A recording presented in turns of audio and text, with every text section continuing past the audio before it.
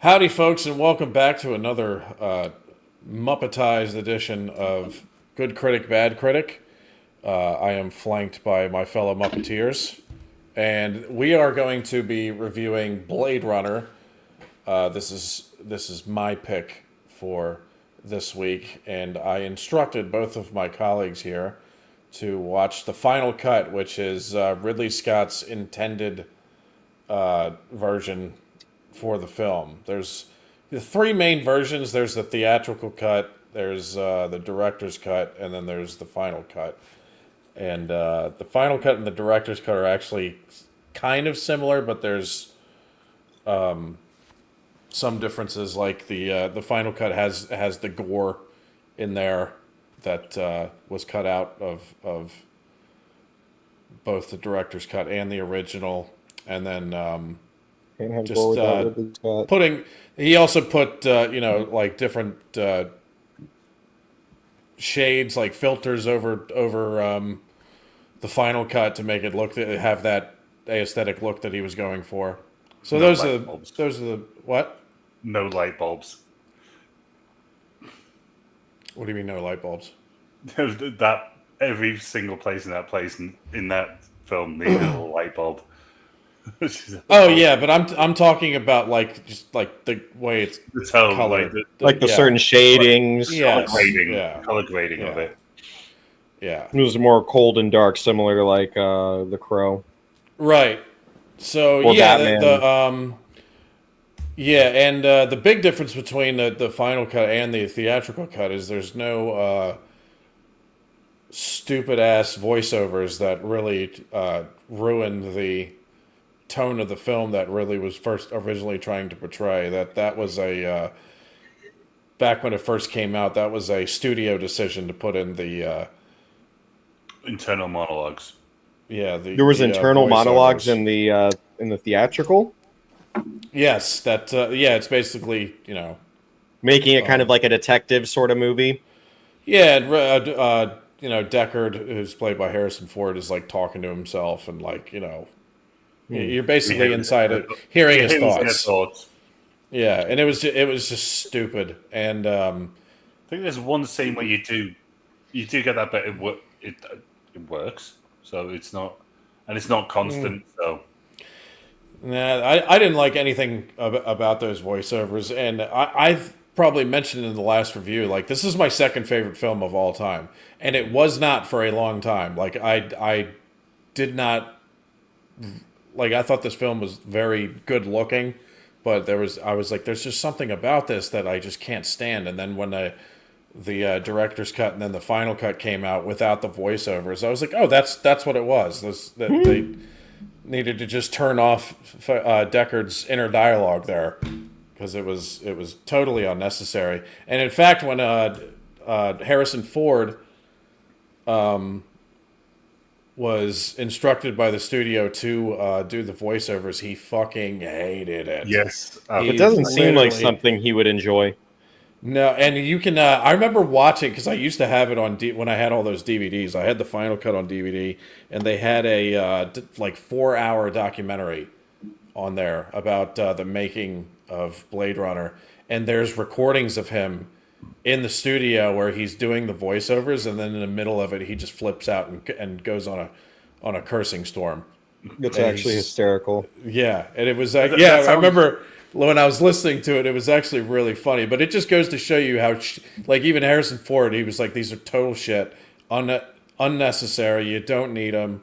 But there are some people that prefer the voiceovers. I don't know what their reasoning is, but it totally ruins the mood of the film for me.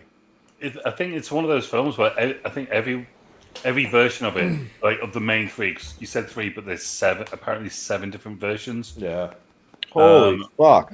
Yeah, it's one of those films, just like chopped and changed it to try and get it to work as best as it can.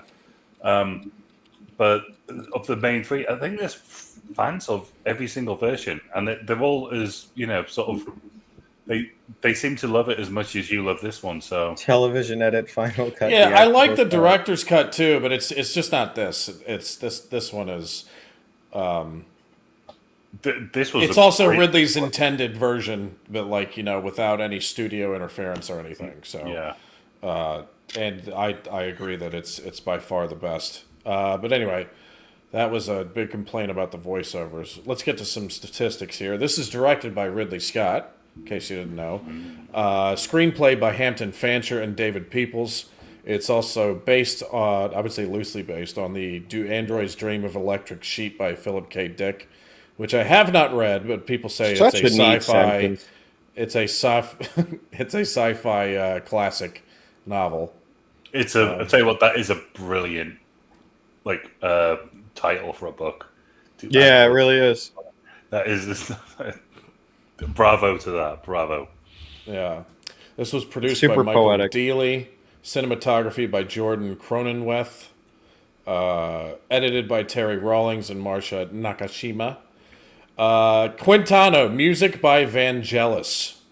Fantastic music throughout the course of this movie, 'Cause, man. Very what's the word?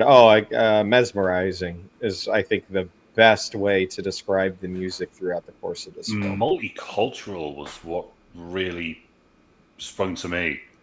So when they have anything Arabic, it really goes Arabic, but a lot of it is sort of Asian, like Chinese. There's a particular piece of music in this film. It's the scene where Decker and Rachel are in the room together, and the music starts off it's super melodic. It just sounds really nice. And then the piano gets introduced, and I was just like, this is a brilliant piece of music. It was, I know what you're talking about, yeah. oh my God. When she puts her hair down and then she starts playing the piano. Yes. And it kind Yeah. of like Oh blends my into God. the score. Yes. It was, I was like, oh my God. I was like, Yeah. that's being added to a playlist. So Yeah. what else? What other movies has this composer done?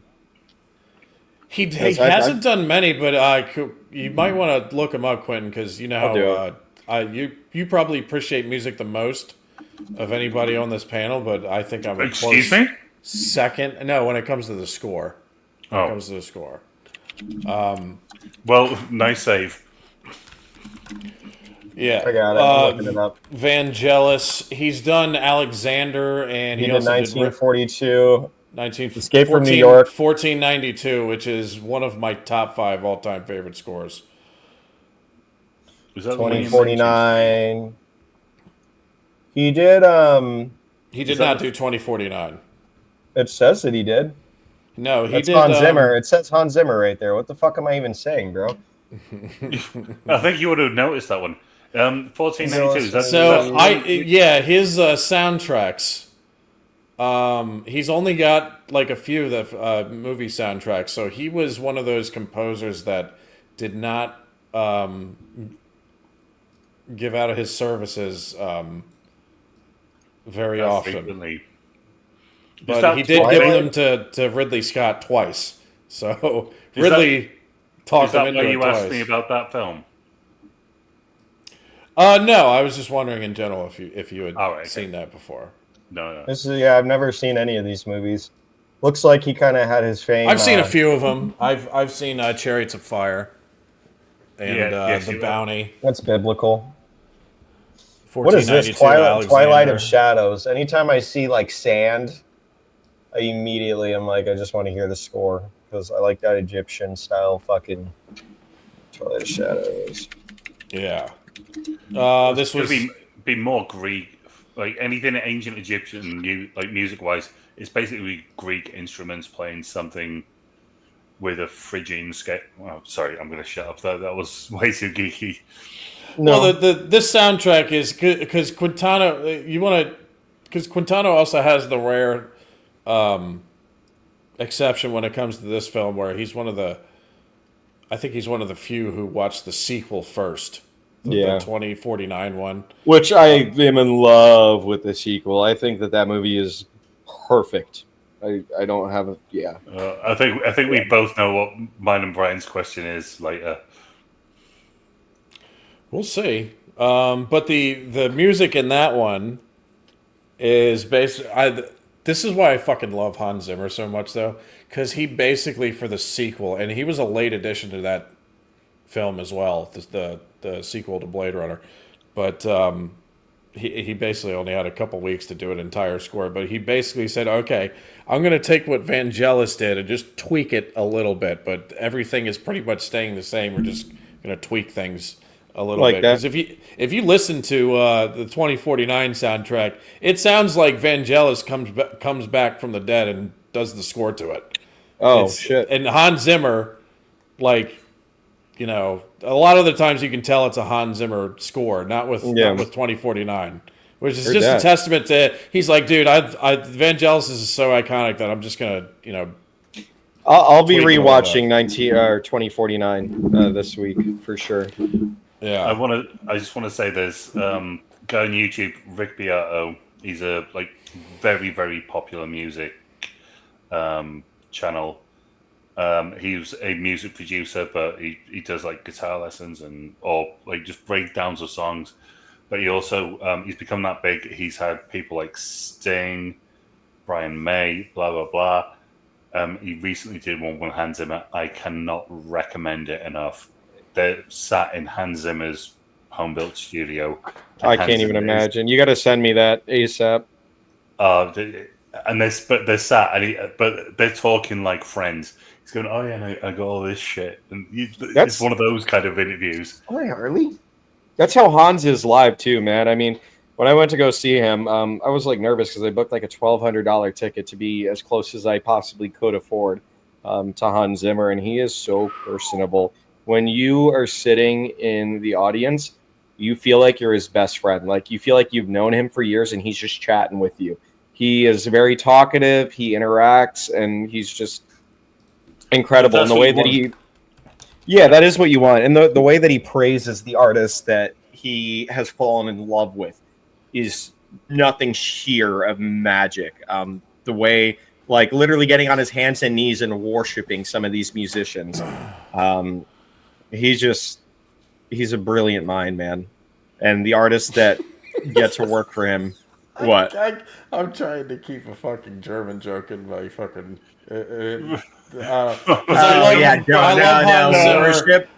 I love Hans Zimmer so much that like I don't want to do it. But what I was going to say, but we all know. What I was, we know where you're going with that. You were like that he's so personable and he feels like he's your best friend. And I was going to say, yeah. Well, no, I was going to say, well, the Germans have to be like that for reasons. Sorry. That was A1. Don't mention the war. Don't mention the war. Nein, to the wars. No. Oh God, Germany, we love you. We really do. Let's get some more. Let's get to the cast. So this is distributed by Warner Brothers. Release date was June 25th, 1982. The running time was 117 minutes. The budget was $30 million. The box office return was 41.8. So this was pretty much a flop when it originally came out. This was a flop? The original cut. Yes. This is the original cut. Wow. Yes, it was. It was a flop. It was. No shit. Can you shoot me those numbers again, Brian? I'm sorry. $30 million budget, and the box office return was $41.8 million. Wow. What had Ridley Scott done at this point? He had done. I'm glad you mentioned that because his first three films are three of the best fine films he would ever make. He first did The Duelists, which is fucking incredible. I couldn't recommend that more. Then he did Alien, and then he did Blade Runner, which... Oh my God, he did Legend? Yes, he did. The one with what? The one with Tom Cruise. Tom Cruise and young Tom Tim Cruise. Curry. Tim Curry. And Tim Curry, yes. Wow. I never knew that was him. Why do you think that movie looks so beautiful? Now, you can say what you want about how the movie actually is, but the movie itself, like with the set and the atmosphere, is just beautiful. Because we won't bring it up later, I have to bring it up now. Isn't there a unicorn in that film? There is. Fucking hell! I believe I only watched that once. In this film too. I only watched that once, so I believe there's a unicorn that. I'm sure there is. Have you both seen it? Seen what? He's not, but he hasn't. But I have. Legend. Yes, I like Legend. I remember watching. I want to say that I've seen it at my grandma Donna's house. Is that the one with the big devil? Yes. Yeah. Tim Curry. Yeah. So that the clown, that's him, same guy. Didn't they kill? Didn't they? Part of the story is that Pennywise. like they kill a unicorn at one point, and it like causes chaos to the world that they're in, or something. Yeah, I would happily rewatch this. This is what we call dark fantasy, bro. This shit is dope. Yeah. I am so shocked. I've only watched I think it that's once. a 1986 film. I am so shocked you've seen it. Yeah, but you got to remember, 85. like, my grandma was into Army of Darkness, the original Evil Dead. Like, a lot of those movies I was introduced to by my grandma. The Dark Crow, Side. Blade. Like, my grandma was into Yeah. all that shit. Okay, all right. I apologize. I just thought 1986. No, it's all right. No, I don't shut up. honestly remember too much about it. I just remember the big-ass devil and thinking he looked badass as fuck. Yeah. Honestly, I didn't. I completely forgot the. It was the inspiration for the. even in it. He was the inspiration for the devil in Pick of Destiny. I guarantee it. Mm-hmm. Had to be, bro. Yeah. Beelzebub. No, sorry. I am complete. Fuck! Yes, you are fucked. Shit out of luck. Now I'm complete, and my cock you will suck. Craig's a good bailed movie. out because he hates. You Jack can Black hate. with a passion. He can hate Jack Black all he wants. That movie's fucking epic. He hates like 500 people. So Yeah, Dude, he hates you Will hate 500 Ferrell. people. I hate 500 actors. You hate 500. I just hate Kevin Costner. I hate 500 what? YouTubers. 500 YouTube. I hate a lot of YouTubers. I do. Every single one that I say to you is like, "Hey, check this video out. I think it was pretty cool." You're like, "Never send me that a video from them again." Yeah, it's the dude. Every time you I watch send them a so many. video- I'm glad you watch my YouTube channel, but fucking the other ones you watch, like most of these, I wouldn't be caught dead watching them. Well, don't fill the quarter in anymore. You can keep that in. Oh no, the quarter. So no. this movie didn't make a lot of money. Every single thumbnail he has is just a lie about fucking what he found out, and then half of what he finds out is a fucking lie. Yeah. How does this movie end nothing up to do playing with on the DVD or VHS? Because I'm assuming that's where it got its clout from. Yeah, VHS and VHS. DVD. Yeah, back in the days that you wouldn't be Blockbuster then, but it just became a cult classic over time. But yeah, it would have been VHS sales because it was 82. This came out, so by the time it was on VHS, it would have been 83. We'll get to it. Yeah. So yeah, I think that, and just I think the internet might have a lot to do with this because people talking about it and the same way people do theses on I think this was Space before- Odyssey. It was starting to gain a cult following before the internet. I mean, This it's- movie, but this is like- very poetic. It Why- is, but one of the yeah. main things, like this is one of those films that, like the atmosphere and particularly when it comes to futuristic sci-fi films, like it's been copied so much. This is the granddaddy. That is, I was thinking that. Bro, there's some shots in this film that put Coruscant from Revenge of the Sith to shame. Where do you think? What do you think Coruscant is based on? Yeah, it's easy to fucking see, bro. When I watched It's based this, on Los Angeles 2019. I paused it. Yeah, crazy, bro. I'm gonna make 2017, right? Or is it 19? Coruscant is think of it this way, Quintana. Coruscant is basically Blade Runner without the rain. And way brighter colors. Brighter colors and not as much filth. Yeah. Yeah. This is like if Coruscant was also Gotham. Gotham and Coruscant had a baby. Here's another thing. Here's something because we're going to be talking about the atmosphere of this version of. That'll Los be the Angeles main so thing I much. talk about. But one thing that Craig mentioned in the two Batman reviews that we did, Batman and Batman Returns. It's a character. Yes. It is. The That's city exactly what I was is thinking here. the biggest character in the entire fucking film, and it's this living, breathing, entity, brightly lit shithole where it rains all the time.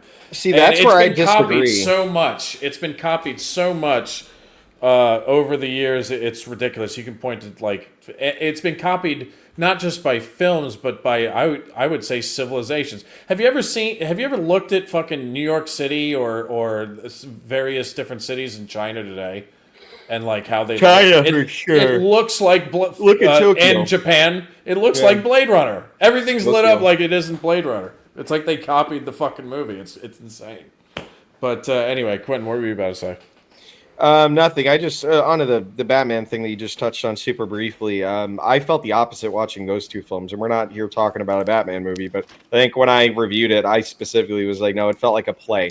At least the first Batman, I think, that Gotham was a living, breathing entity, kind of how you said, but the second one just felt like a very weird play in Batman Returns that we watched. Like that, I did not feel like was Gotham by any means. Felt like I was on the set the entire time, and it was really strange and kind of uncomfortable. But I actually agree with that. Yeah, the first one for sure. But I think The Crow is like the best example of world building and then making a city like Blade Runner, this movie, and The Crow, bro. Like Chicago, wasn't it? World building there is fucking insane. It is its own breathing entity.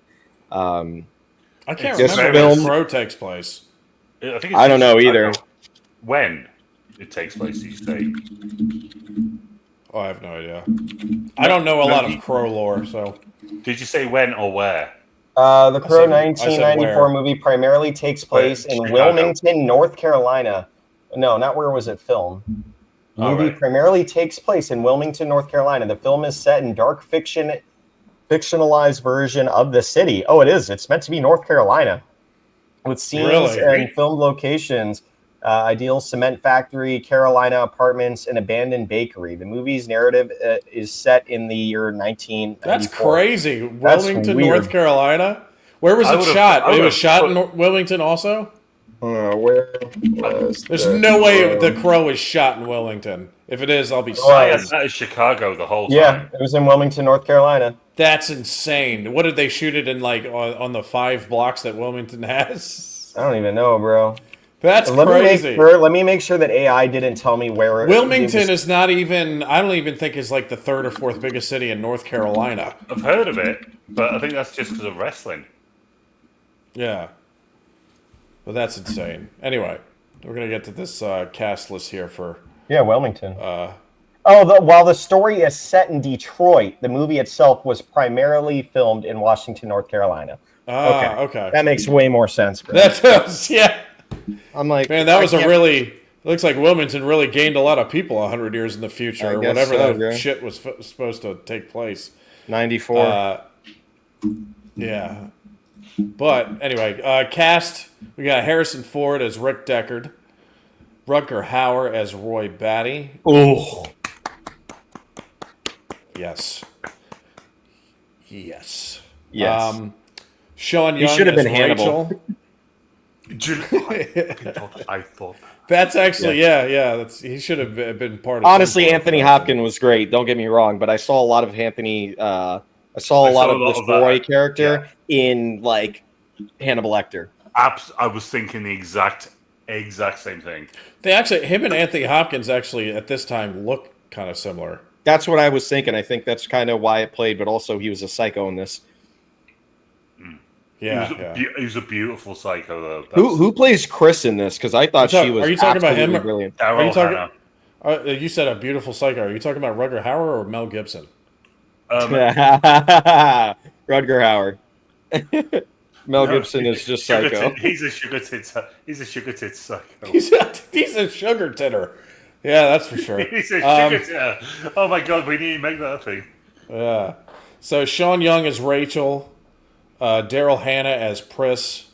Oh, Daryl Hannah. Yeah, that's a very Oh underrated my performance God. with Daryl Hannah. Oh By the my way, God. Daryl Hannah. I don't know. Like I've been told this. I don't know for sure, but I've been told by more than one family member who is of age to be around when that film came out that she was like for a few years she was like the girl that basically like the Sydney Sweeney of the time that people had like the No, hope shit. for. I could say that. Right, this is if you said. I was name a really Daryl mad Hannah- we didn't see her tits in this. like very upset. I think that's ever happened. If you said to me, do you know what? Even right now, if we weren't doing this review, name a Daryl Hannah film, I'd say film Splash, where she's like a mermaid.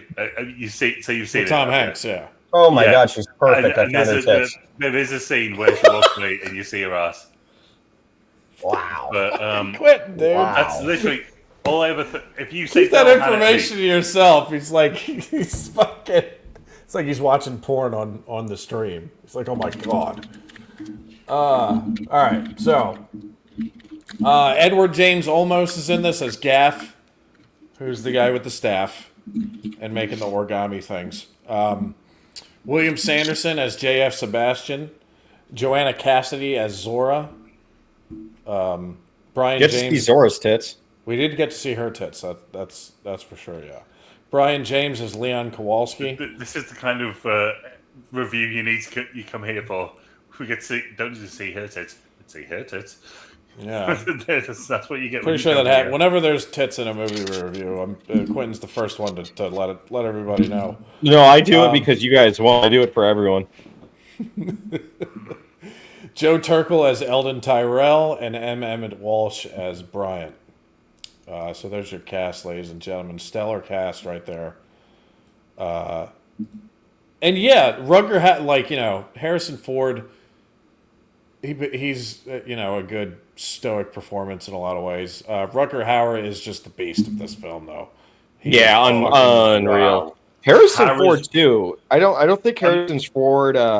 There's that scene towards the end of the movie where Roy is giving his speech in a very poetic fashion, and he's starting to understand a bit of humanity, and that whole scene, that whole performance by both Harrison, mostly Roy, obviously. What's his Rutger?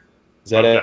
Rutger Hauer. Rutger. Oh my God, bro! I was like, I guess I'll talk about it in my review. Never mind. We'll get there. Yeah, I will say, but this might be blasphemous to some people.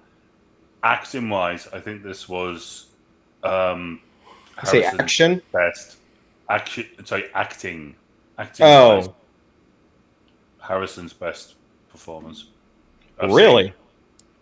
I can't think of one where he's acting. I see what you're saying.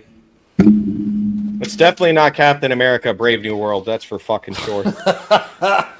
Oh God, what a shock! I haven't seen. I gotta see more of the, mid to late '80s and '90s Harrison Ford movies. Same. Really, because I actually have not seen too many of them. I love him as Indy, bro. Indy is like that's my Harrison Ford. It's not even Han Solo though. Like it's not Han Solo for me. It's fucking Indy. Is like Oh yes. Absolutely. Me too. Because Han Solo is not a hero. I'm sorry. Returning of the well, I'm not gonna. I don't want to say it. I don't want to bring up Lord of the Rings every freaking time. Well, you just did. Yeah, now you got to kind of finish your sentence. Okay, so in like the geekdoms of the world, he even says a twinkle in his eye when he says it. He's like, oh. He does. He's like, I'm gonna come, Aragorn. Right? Why did you? Right? I didn't say Aragorn's name. Why did you know I was going to say that? Because everyone's like, oh yeah, Han Solo. He's like the ultimate hero. It's like, no, Aragorn was the ultimate hero from the get-go.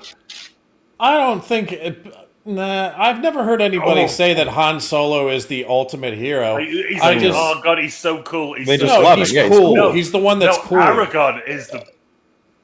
Aragorn is the one true king behind Jesus. Yeah, but I don't know. I don't know. I'm kind of confused at where you go with that. No.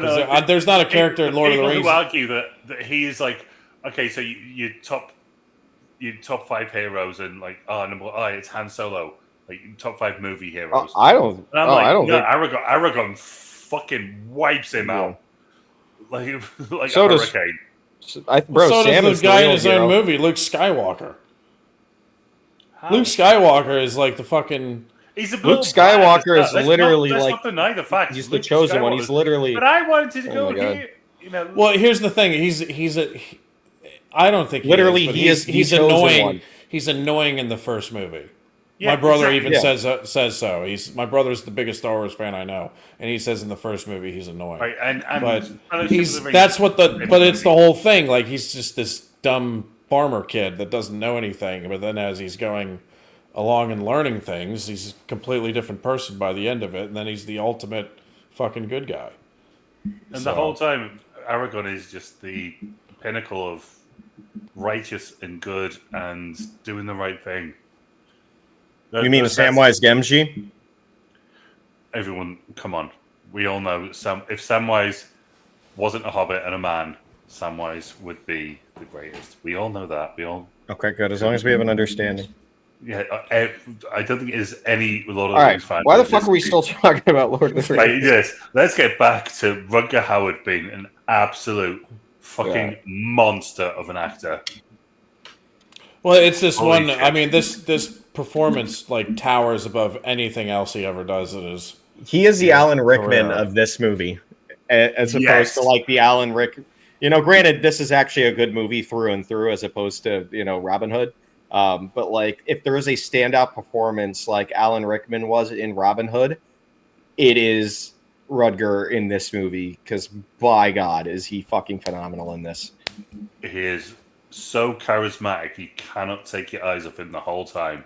And you just slightly Until scared Zora's of Tits come what is on he going screen. to do. Sorry?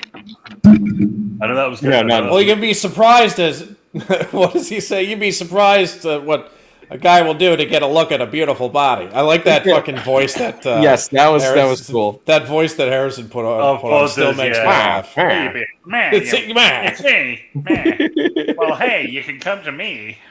Would you drive me off? And she just beats the shite out of him. Oh, it's Oh, and cool. strangles him with his tie. Yeah. I saw that. Don't worry. Those girls that came in that scene that like came in at the last second, like they saved his life. Otherwise, she would have fucking kept choking him. He gets beaten up pretty badly in this film. Oh yes, They do not hold back. No. What there is, and this is. No, I can't say that. That's a fucking ignorant statement. it's going to be fun to see what some of the because this is one of those movies where even now, like, I think it became one of the reasons it became a cult classic. Not just because of how it looks, but because of the audience is left to interpret what some of these things mean in this film. Yeah, Ridley Scott. I don't feel like I don't think I've ever seen a Ridley Scott film where that has been the case. And correct me if I'm wrong, but at least watching this film, I knew it was Ridley Scott because of the landscape, the gorgeous shots. But when I said earlier that this movie is so poetic, I love that a lot of it was kind of led up to your own interpretation of things. And you can kind of make what you want out of it. And I thought that I was a brilliant side of Ridley Scott that I've never really seen before.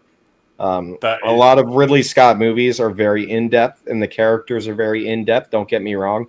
But I enjoyed seeing a different side of Ridley Scott. And also just seeing him create a sci-fi dystopian like landscape was just fucking sick, man. That was a very much Ridley Scott thing. That is one thing that him and Harrison Ford struggled over, which I think we're far enough into it. Is Deckard an android? Right. Oh yeah, is he? I Replicant. kind of question that. Is he a replicant? So Ridley Scott wanted it to be ambiguous, which is exactly what you just said. He wanted that ambiguity.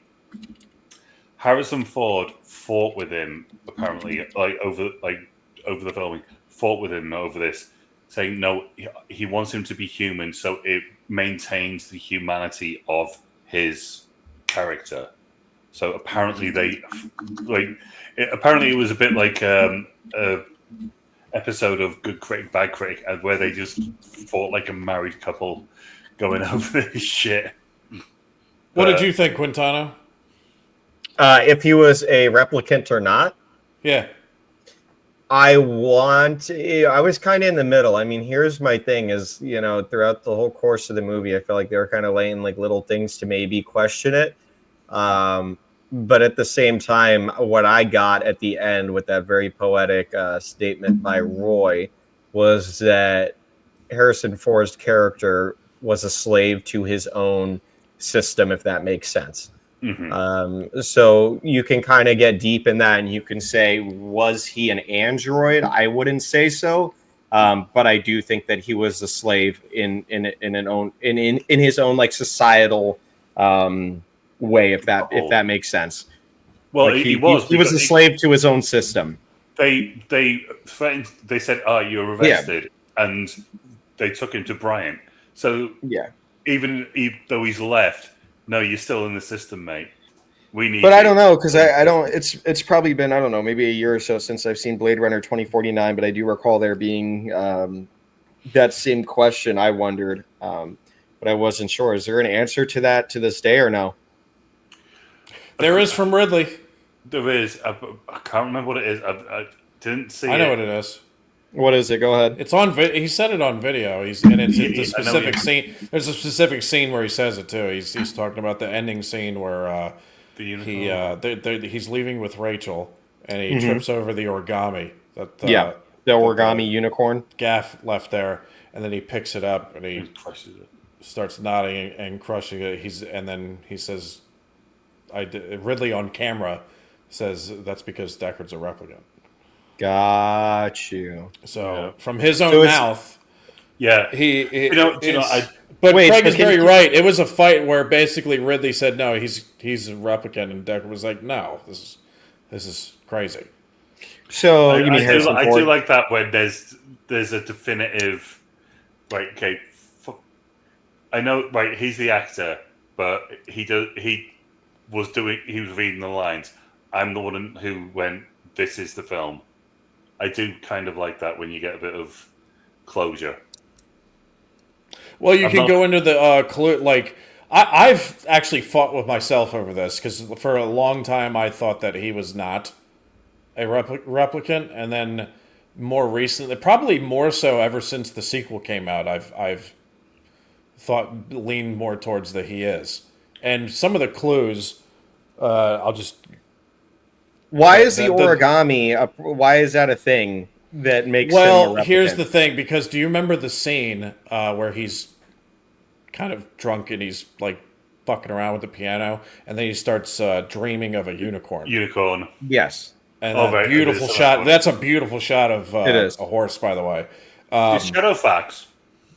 Yeah. Yeah, pretty much. I mean, but anyway, so what is the origami of when he trips over it at the very end?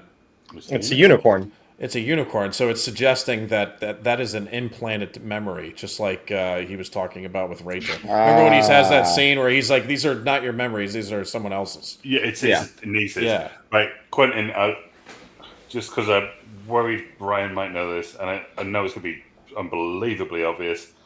Do you want to guess what the national animal of Scotland is? I'm assuming a unicorn, since we were just talking about unicorns. Yes, it is.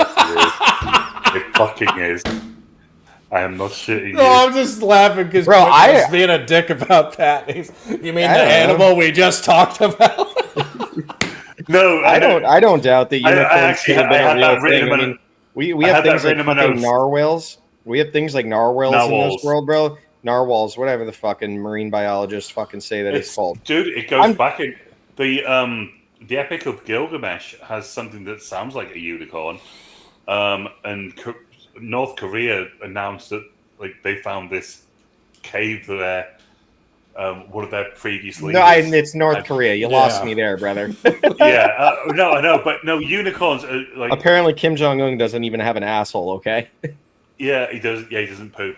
But no, it's from the 1200s. And I think it was the 1300s where it became the national animal of Scotland because take a guess what the national animal of England is.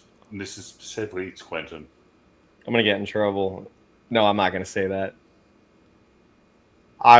You go ahead, just tell me. Okay, it's a lion. Oh, Right. okay. So, in mythological mythological stories, the enemy of the lion is the unicorn. So the Scottish. Bear in mind, a few weeks ago when I said about don't call a Scottish person an English person, blah blah blah. They all hate us. So their national animal is the mythological animal that will kill the national animal of England. Oh, that's dope. Mel Gibson. Yeah. Oh yeah, Mel Gibson, the national animal of Is the Scotland. national animal of Wales a dragon? Because it's on Yes, their it flag. fucking is, mate. Yes, it is. Because That's kinda England, it's not on their flag, but it's on their fucking Like football sigils jersey. and shit. Yeah, Yeah, and like Henry VIII and shit. it's usually the three lions like in a row. They right? actually look like leopards. They're depicted as leopards, but they're supposed to be lions because of like the prestige and like king, like the king of the jungle. I could have just been an asshole to Wales right there, and said the national animal is Was a whale. No, I'm not gonna do it. I was gonna say. I mean, if you look I in the love Wales chat, too that's what I much. thought of England was gonna be, but I didn't say it out of respect. No, so the whole I had that on my notes when I saw the unicorn. I was like, I have to ask Quentin and see what his answer is. But obviously, I was just completely backed it up by asking you straight after talking about the unicorn. But yeah, the national animal of Scotland is a unicorn, and that is fact. So there's also another clue. Well, actually, just like it's not really a specific scene, but another clue that Harrison Ford's Rick Deckard might be a replicant. Other than the one where they go to Kowalski's apartment in that one scene, because Gaff is with him in that particular scene. Mm-hmm. But every other scene where he's going out and doing investigative work or trying to hunt down someone, there's nobody with him, no backup. No, nothing. It's true. So they're basically just sending him out alone to do these things. So he's basically Morgan Freeman in Along Came a Spider. Well, I mean, don't you think if there's a replicant that's declared, they're not allowed to be on Earth, period, under penalty of It makes retirement, as they say. And then Don't you think if they knew where one was, they would send like 50 people in there to be like, get this fucking thing? and then there's another clue. There's another clue when Rachel says to Drucker, she says, "Have you done the test on yourself?" And he doesn't respond. Yes, that's a big fucking clue. Mm-hmm. Maybe this is just me reading it differently or just naively. I always saw it as a bit more of a sort of like private eye kind of deal. A PI. I just thought he was like a lone detective. He like kind of goes on, and then when Brian said the inner monologue thing that's in the theatrical run, it led me even more to believe like he's that lone detective that goes out and does this shit. I always thought it was more of that. That's more what it felt of, because everything he is doing is on his own. If I've got I don't even know it's a bad point. It was just weird to me. It wasn't bad.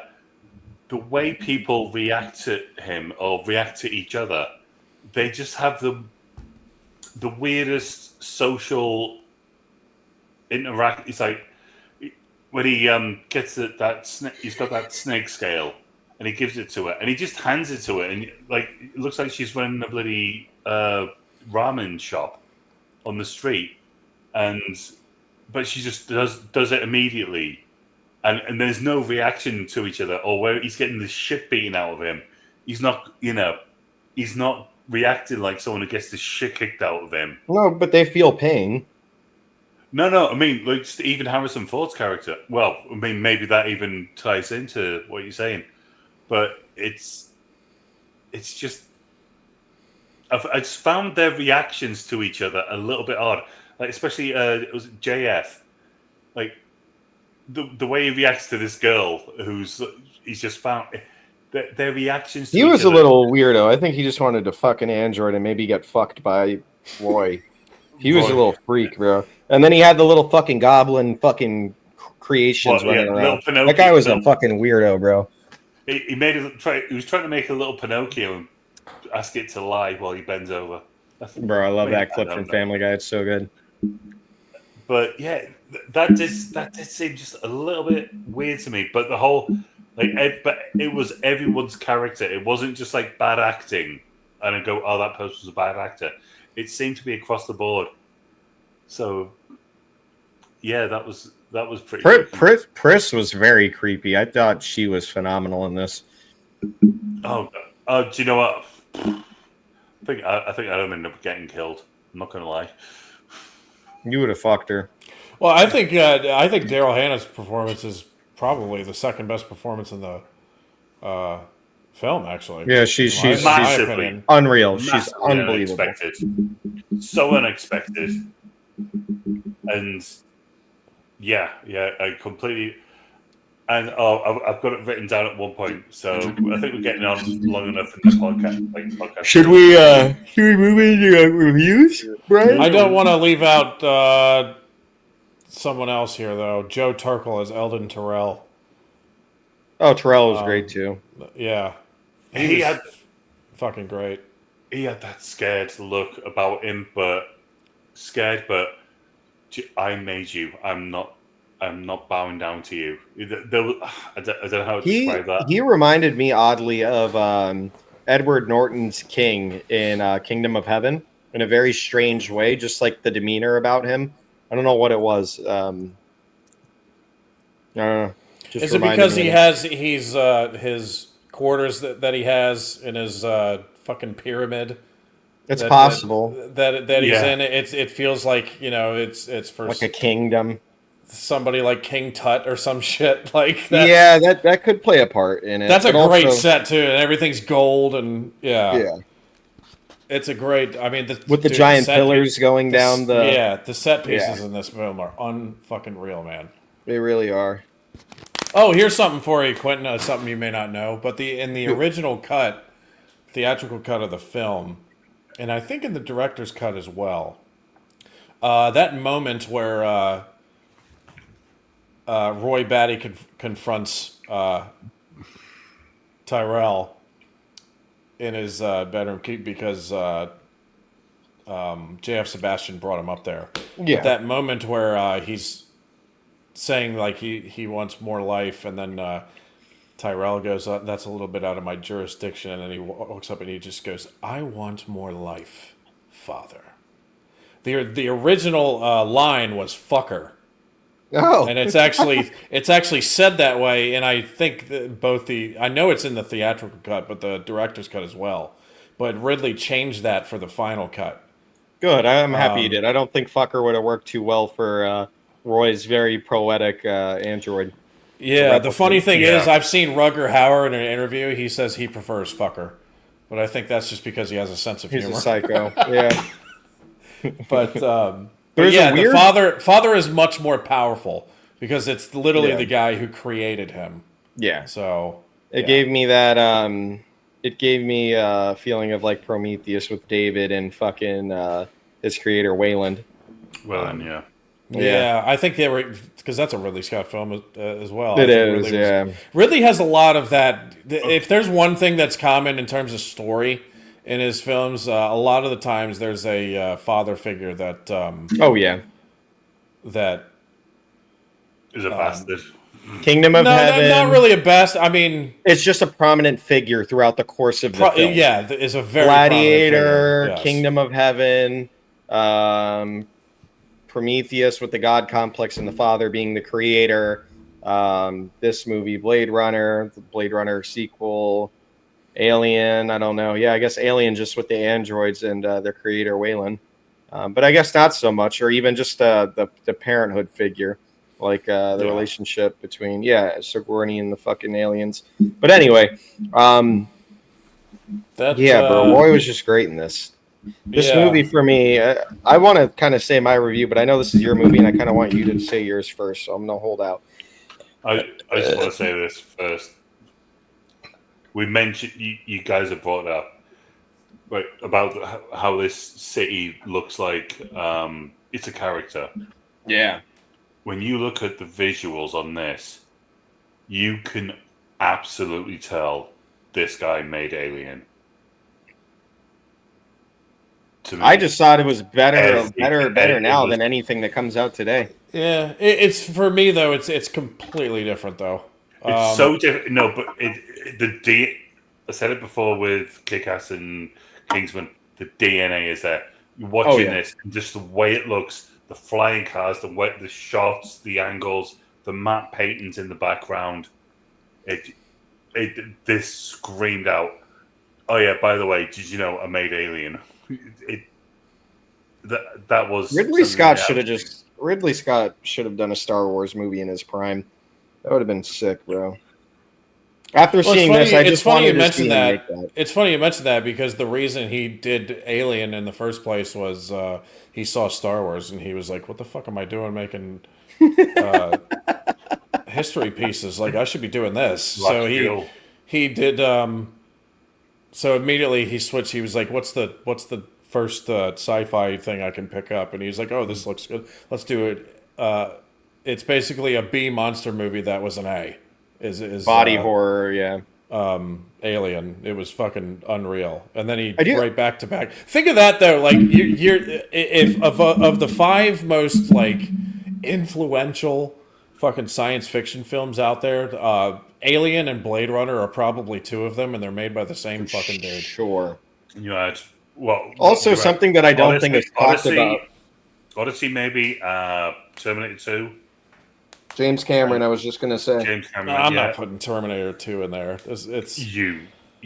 I'm saying James Cameron in terms of creating worlds, I mean, it's a great really sci-fi story, but in terms of like influential and like world building and stuff, no, not even close. I think that Pandora, and no matter how much shit you could talk about the movie, the world of Pandora that James Cameron built is a testament to him being up there in terms of being able to create a world and create a certain feeling. I think music and a lot of other things play along into creating the world. Don't get me wrong. But James Cameron, I mean, look at, he did Abyss, right? Was that him? Yeah, I mean, yeah, like that's Abyss, Avatar. I said Odyssey. I went Abyss. Yeah, Odyssey. Sorry. He's Abyss. Yeah. But he's one of those. I think him, Ridley Scott, who's really good at world building. You guys won't agree with this, but Robert Eggers for me, for instance. No, I actually totally agree with you on that. Okay. Of the directors now, he's like one of the best. If I dare say, maybe the best. My issue isn't with his world building. It's you gotta. My issue with the films that he's done that I've seen is there's not a. You got to have characters that you care about. Most of the characters in his films, I could care less about. The worlds that he builds though are phenomenal for sure. Denis is great. I mean, Dune is a testament to that. Yeah. Oh God, Denis is interesting though because he can do a lot, bro. He's not just like a one-off guy. Denis is just, you guys know, he's up there for me. He's one of my favorite Ridley directors. Scott originally declined this film because he wanted to go and film Dune. That's how I say it, Dune. But the amount of problems. Ridley Scott. No, he's right. What? There's a Dune film from the 1980s, and Ridley Scott was originally helmed to direct that, but it was shit. It was pre-production problems. Yeah, pre-production problems were astronomical. I'm gonna go film this 1970s or 80s, but the project ultimately fell through. He was developing the film between Alien and Blade Runner. A script by Rudy Wurtzer was written, but Scott eventually dropped out, citing various reasons, including the death of his brother and long production timeline, and his reluctance to film in Mexico, as demanded by producer Dino de la Torres. There's a whole video on this. I'm gonna watch this. He didn't want to shoot in Mexico. He did not want to shoot in Mexico. Sounds like he was trying to be. Sounds like he was trying to be American for a little bit there. Yes, possibly. I don't know if he's from London or he's like a northern boy. Who, Ridley? I think he's probably from London. He's from the north. Yes, we went through this last week. Yeah, we went through this last week. I've had a very long week, mate. I have been. Oh, it's my pick next. I'm Here's sorry, I'm the, just getting excited. Go ahead. So Ridley Scott. What was the other thing I was going to mention? I got sidetracked there for a second. So he. Oh, the Philip K. Dick. He died like shortly before this was released in theaters. A month but before. Philip K. Who Dick. is that? I'm He's sorry. the author of "Do Androids Dream of Electric Sheep?" Gotcha. And this film, like, it's kind of loosely follows the story from the book. Okay. So Philip K. Dick was not involved, but he had like they were letting him look at. He was interested, I'm sure. Stuff. Yeah, and most of the scripts that came out, like he did not like, and he was like, "This is not really my story." Like it. I don't know. But the one thing that probably would make anybody proud if you're making a film. He saw like the first, I think, like 20 minutes of the original Blade Runner, and he saw the Sick. world that he built, and he literally like looked at that and went, "That's exactly how I imagined it." That's incredible. Which is think of hearing that from the guy who did the story. Like that's how I incredible. picture J.R.R. Tolkien. Like if J.R.R. Tolkien made it to seeing Lord of the Rings, that's how I feel like he would have felt about seeing the world that Peter Jackson created. I don't Right, Craig disagrees. Really? Yeah, I really don't. I'm not. Okay. I'm not a J.R.R. Tolkien like diehard. Like I've never like looked at his like shit. I mean, I don't know. But Christopher Lee has spoken to. Well, why the fuck am I bringing it back to Lord of the Rings? Blade Runner. But yeah, let's go back to Blade Runner. You guys should just pick it one week that we could get one. It of them is out of the right. way. It's Craig's birthday's coming up. I'm not. I have a certain pick in my head. That's good. Yeah. Yeah. Let's leave it till there. Yeah. Even I'm saying Philip. Let's leave it till there. But yeah, Philip K. Dick. He saw like 20 minutes that were finished of the film, and he saw the world that they built, and he was like, "Yeah, that's exactly what I imagined." Now, the script and the story he had major issues with, but in terms of the world that they built, he was like, "That's it right there." Well, it's loosely based. I mean, they weren't trying to make a direct comparison from at least what I've heard from you guys. So, I mean, if you're gonna sell the rights to your story away with creative freedom, that's what you're gonna get. That's why we're fucked with Star Wars right now because George Lucas is an idiot. But anyway. There was there's a film that made Japanese the mangas, the Japanese film like Your Name that I showed you. Never a thing in America. Never ever ever. Good. It's a thing called film. Do you know what? I nearly said the word that would make Brian do a timestamp. Right, there's a film called Akira, and this is Akira is 1986. Isn't Akira? Isn't that the one that James Cameron did? Battle Angel. No, that's Attila Battle Angel. Oh, Akira. It's just that's Alita, I think. Alita, you're right. Alita. Akira is like even South Park did a spoof of it. It is like if you watch these films, you have seen this. It is so it's called New Tokyo.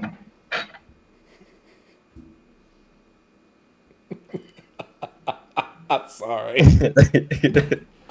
So the fact that this film that we're watching has all this Japanese imagery, and then this other film is New Tokyo. Why did you just do this to me?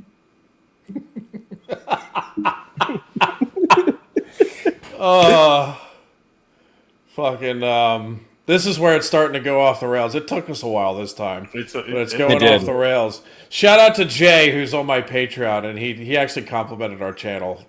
Oh, cool! Yeah. One of the chats, he said, "I wish you guys would get more." Something along the lines of, "I wish you guys would get more views because at a certain point, every review goes off the rails, and it's hilarious insanity." Love it. So thank you, Jay. Appreciate you. Thanks, yeah. Dude, and thank you for the lovely, like I said, the lovely words. Do you know what, Jay? if you're a good boy for Christmas, I'm going to tell you what they just said in the chat. No, you fucking won't. No, you fucking Craig. won't. No, Why you do you fucking do this? won't. Why do you do this? That's the problem. Because I speak the truth. Because it's funny. That's the truth. Well, you're not doing it. Fucking fucker. That's the truth. All right, Brian, I want to hear your score. Right, no, Akira. No, No, dude, wait. So Akira, it looks so much like this fucking film. Okay. There are so many dystopian futures that look like this film after this came out. All of the escape from New York or Los Angeles, they all look like this. How that, considering that city looked like shit, how with that amount of rain, like people weren't just like drowning and cars weren't just floating past, except that they could fly. That was.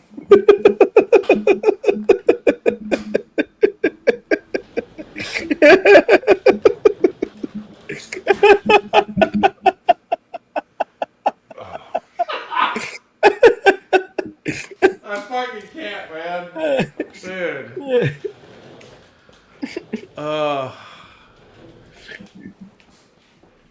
I get what you're saying. It though. It's. I've never seen it, but it's a lot like Blade Runner. Yeah, I was trying to say that. It would have taken 1 sentence about 3 minutes ago.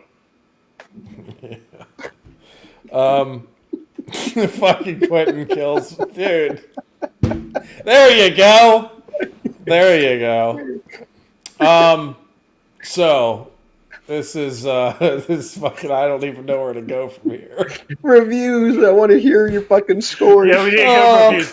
We need to go reviews here. Okay, okay. Well, it's and my then we pick, can so I guess I'll bullshit. start because I know Quentin's dying to hear what I say about this. I still want to talk. This about is it's pretty easy to figure out what my score is going to be because it's my second favorite film of all time. So this is Meltzerized. It is thank you, Quentin. It is Meltzerized. This is 11 or 12 stars in the Tokyo Dome. yeah. This is it's second favorite for a reason.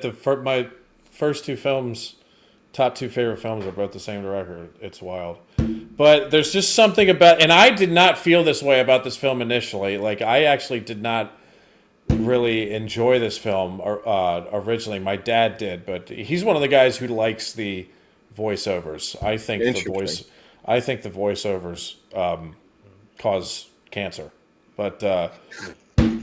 Like they're that fucking annoying. Like it ruins the film for me. So when I got my hands on first the director's cut, then I was like, oh my god, this is one of the greatest fucking movies I've ever seen.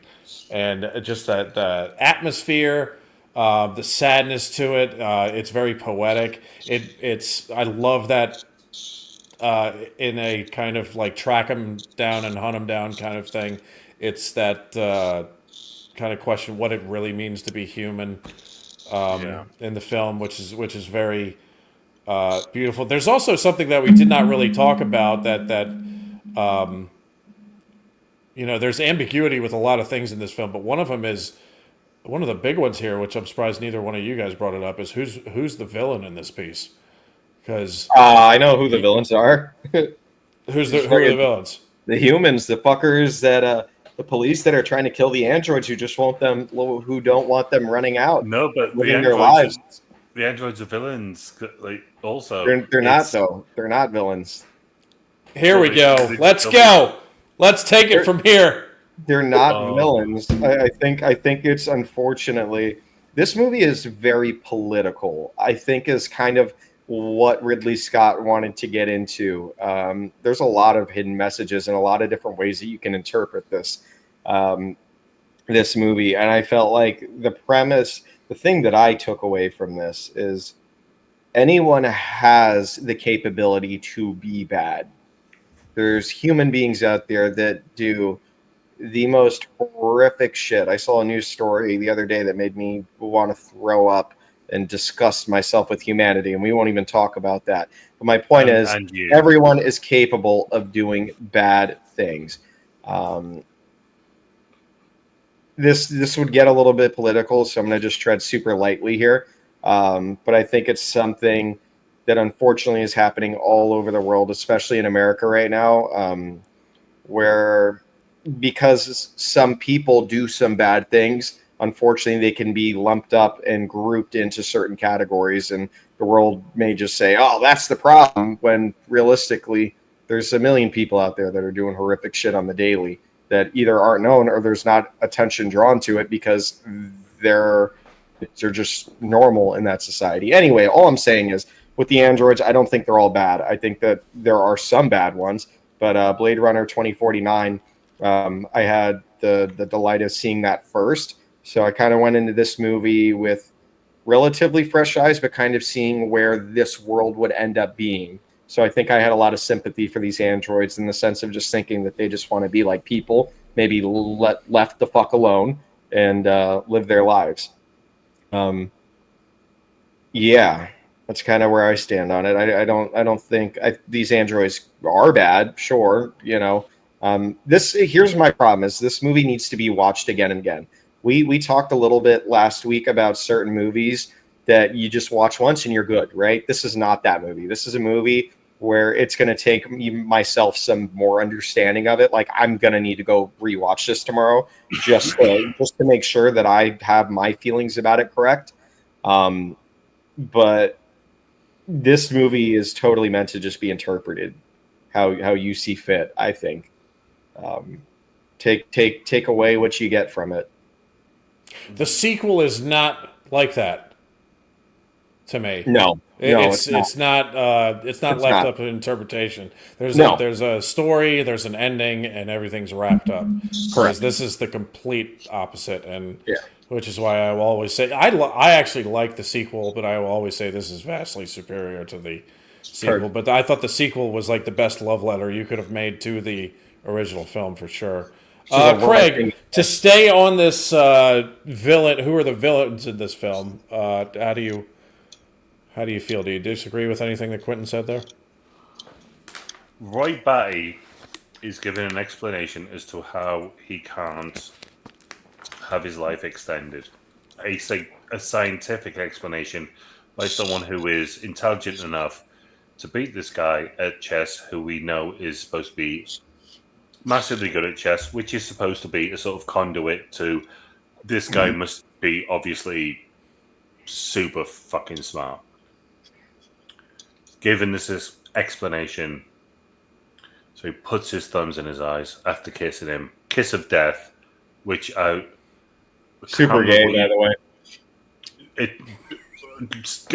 Wait, when we do the fucking Godfather and Corleone gives him the kiss of death. Go on. No, this was like Tom Brady kissing his son kind of kiss. This was uncomfortable to watch. Well, I'm fucking from England, so good luck expecting me. No, you're not writing down the time for that, are you? I might. There's no way. I think you could. If it's two men kissing, it's gay. That's what it's called. I didn't hear it. I totally disagree with the way you're interpreting that kiss. That kiss to me. No, I'm trolling. I'm trolling. Are you talking to me or here's the thing? I don't know. If I'm talking to Quintano. I'm talking to Quintano. Completely trolling. I just had to call it gay. Well, it clearly wasn't. It was. Have you ever seen? It was like no. It was that goodbye, like right before you fucking killed him. It was a good. It was hang on, saying a farewell. I've got it.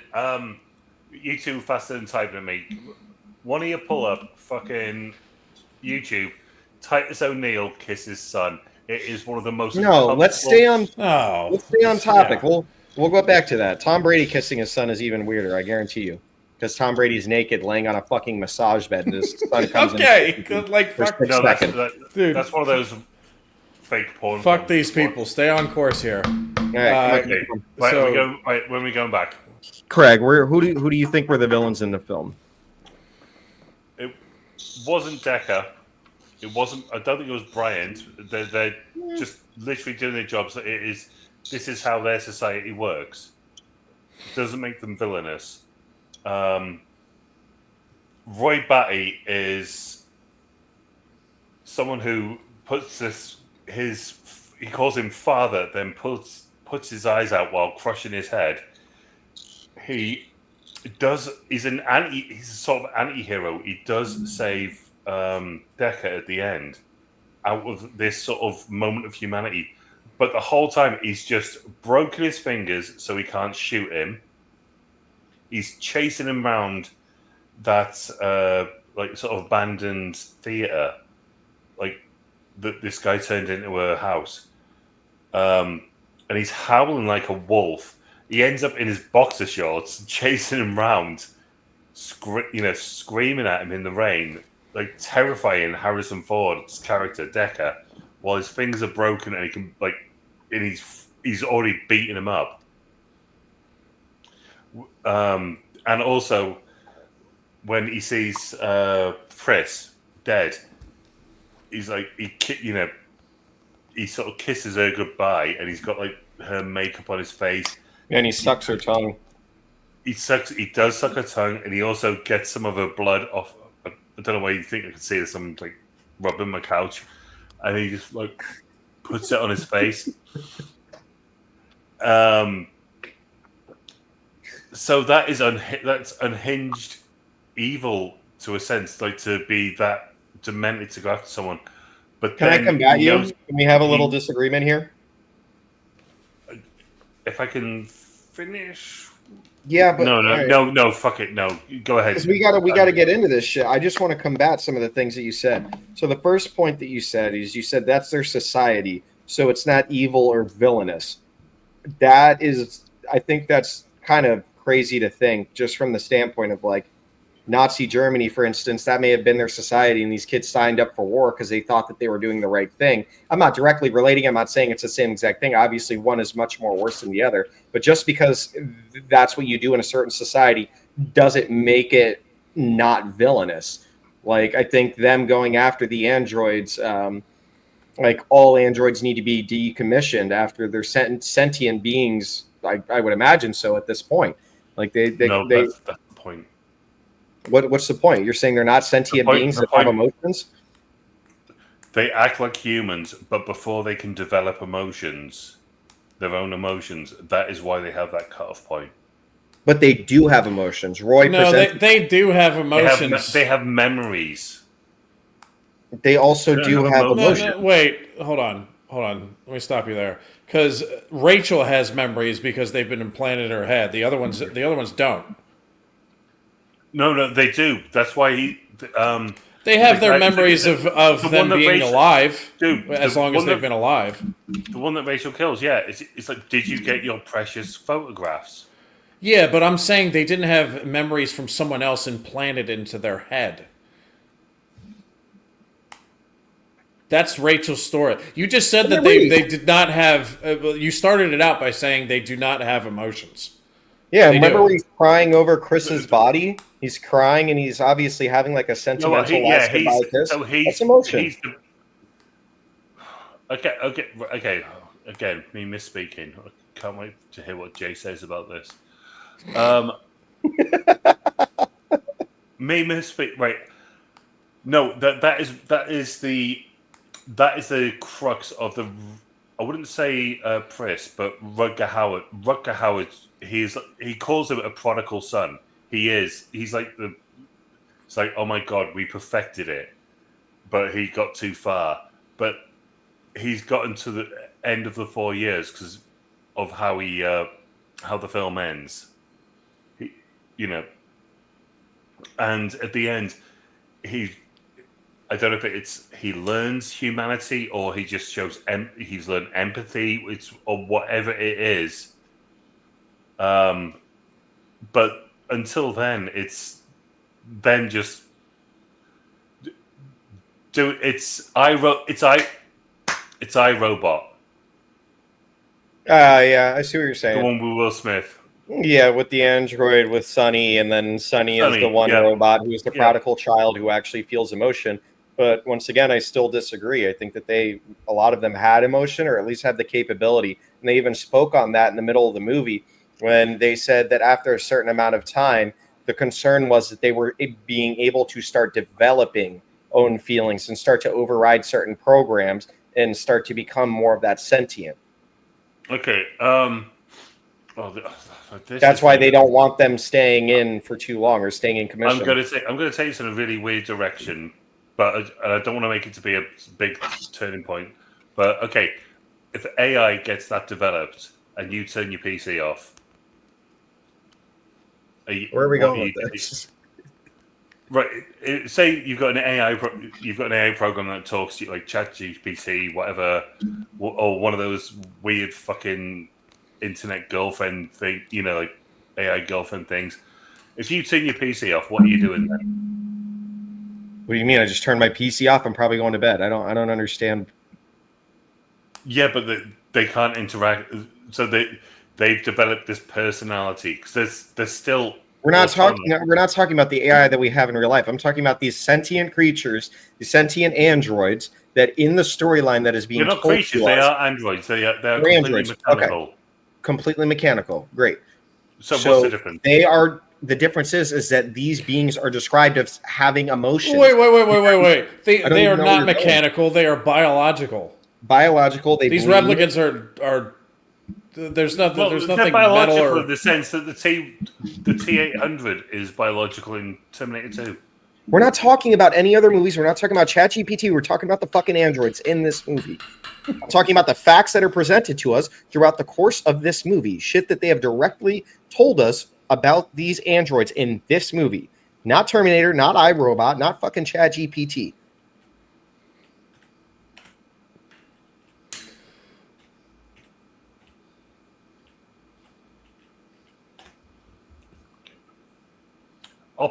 Android is an operating. Okay, no, I was talking about fucking. Right, an android is not a human. It is not a biological being. In this movie, Craig. What? Okay, so what am I missing from you? I don't know. Where is this going? I'm.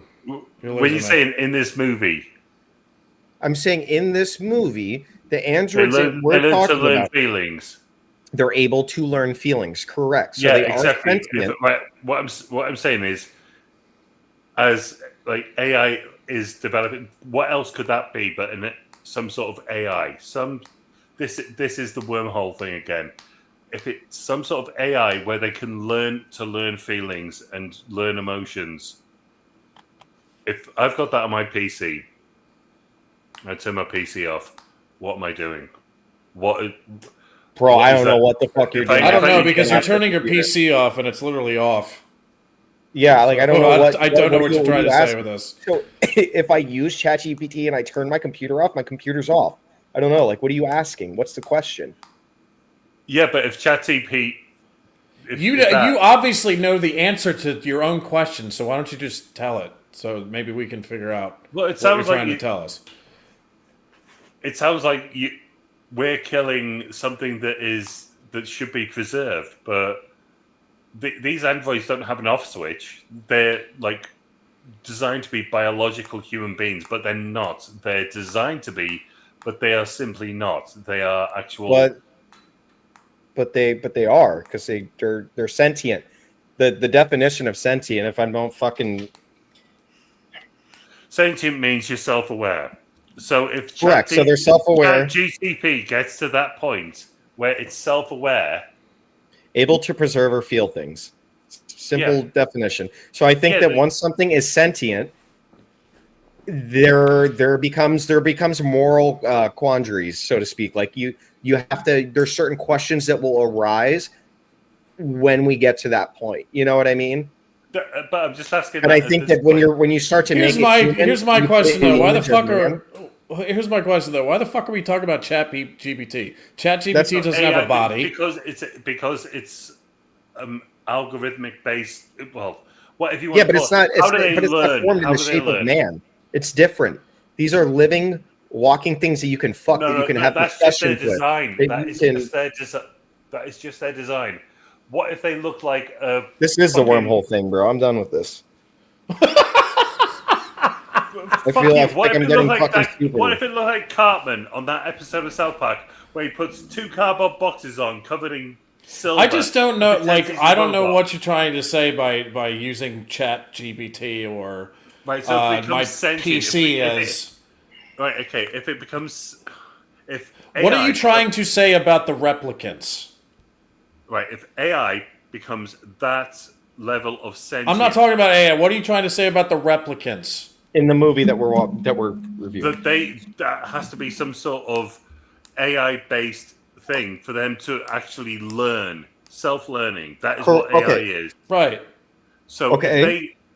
if you have that and say, for argument's sake, someone has an AI friend, girlfriend, whatever is, we'll say Is it girlfriend. in a It's going to be a computer or in guy. a human body where they've been Why does that matter? That's just what it's in. Why because does it one's on a matter? fucking computer that's not a physical being, and the other one, like, what They're do you? still machines. They're not They're not biological. Yeah, but one is on a file on a disc.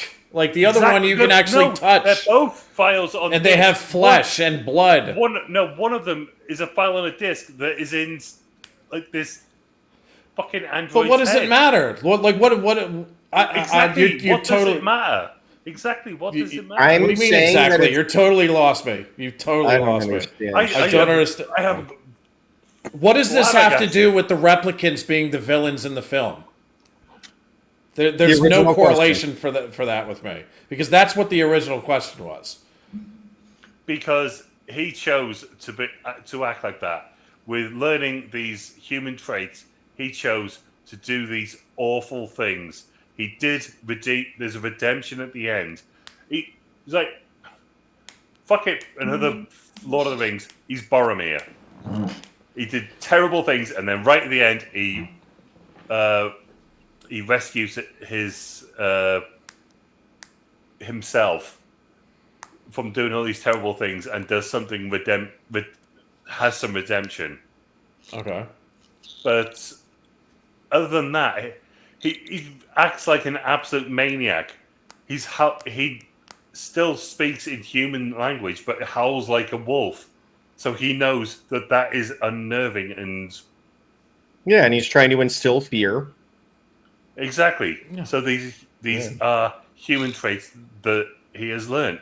He is still he doesn't get killed. He dies because he comes to the end of his life. Very Because human. Wouldn't you because say? he's an android. Yeah, but what the fuck are you talking about? Humans do too. Yeah, What? but Well, hold on. Wait. Stop. So you're saying that he's doing these terrible things because he's an android? He's an android who has learnt these human traits, and these Okay. are the traits that he has taken. He also has learnt humanity. I don't And think that mercy. yes, but I don't think they just came to him while he was looking at Harrison Ford losing his grip on this Lego brick. I think that's sticking out exactly the when it building. came to him. I think that's when he learned mercy, humanity, and I think I think the whole point of his character too is that he is so elevated in the sense that he is smarter than most people, especially in the sense as you're watching the chess thing between him and whatever his name is. It starts with the T. Tyrell. He's obviously very intelligent. I don't think he's speaking plainly like a human. He's constantly speaking very poetically in what would rather make him feel more human. I think he's constantly learning as he's going through this journey. And I do think that's when he kind of has that point where he understands mercy and he maybe understands a little bit more about humanity is when he chooses to spare Harrison Ford's character, Deckard. That's my take on it personally, but you know, I once again, I'm not saying he's a good fucking human or android. I'm not saying that by any means. I'm saying when you ask me who the villains are in the story, I think there's a lot of people that are the villains. I think it's Harrison Ford's character that's being used because he is a slave to this system. And then also, I think that the police are fucked. And we could tell that just by their blackmailing and how they're using someone as they do. I think the androids are fucked. I think that there's no real hero in this story. I think this story is supposed to make you think and ask these questions. I don't think it's as cut and dry as who the hero is by any means. I think the only person you can call a hero is Rachel. I think she's just trying to live her best android life. But she doesn't know she's going to get any benefit when she shoots that guy, the other android in the back. I don't think she's, and she goes to Decker's house and she asks him genuinely. She's not like flirtatious, like twirling her hair, going, "You're not going to come after me," and she's just saying it out of, "You're not going to come after me." And he said, "No, I owe you one, but other people will." Yeah, I can see that with Rachel being like the one of the more good-hearted characters in there for sure. I'll tell you who the hero is in this. Because they do nothing good or bad. They just exist. Ben? The owl. The Eurasian owl. I saw that owl. I was like, I don't know, it's the Eurasian owl. No, that's I'm not even going to type it. Fuck you. I'm not even typing it. That's an awesome owl, though. I mean, hey, look, like, I don't really think there's any like true villains or heroes in the film, but as far as like who I have the most sympathy for, it's definitely the replicants, for sure. Yeah. Yes. Yeah, they are literally. That's what that was my point, Craig, and you said no. No, you just didn't. If that was your point, you didn't make it, right? So massive difference, dude. So the replicants, in my view, are the most sympathetic characters. They are literally slaves. They are basically similar to soldiers. They're soldiers. They are not all soldiers. They are slaves. They each have different functions. Roy Batty's character was a soldier. The other three, like Leon, Zora was in the middle. Leon was like a loading guy. He's basically a loading fucking. And if it was Star Wars, he'd be a loading droid. Pris was a pleasure model, which is basically that poor android is getting railed by everybody. Yeah, Sean Young is Rachel is just an experiment, like Tyrell said, even though she has more emotional control. And then who's the other? Oh, Zora, who was. They said was. I think she was actually. I think she was military as well. They said that she was like Zora. A soldier in the middle of like two different things. Yeah, like she's good with combat and then other things. But they're not all soldiers. I mean, you could see it as clear as day when you're watching Zora. She's like just trying to live her life, and she's doing her thing, and then she gets tracked down by Decker and fucking chased, terrified, and then gets fucking shot in the back twice. But she's just trying to run away. She did try to kill him. She fucking elbowed him into the face and ran. She didn't try to kill him. Oh yeah, she did. Oh yeah, she did. She tried to strangle him with the tie. The only reason that she let go was because those two girls walked into the room. Came in. Mm-hmm. One thing I wanted to point out, because it's me, and I'm going to be that way. So that was this. Please don't bring up that's not a real snake.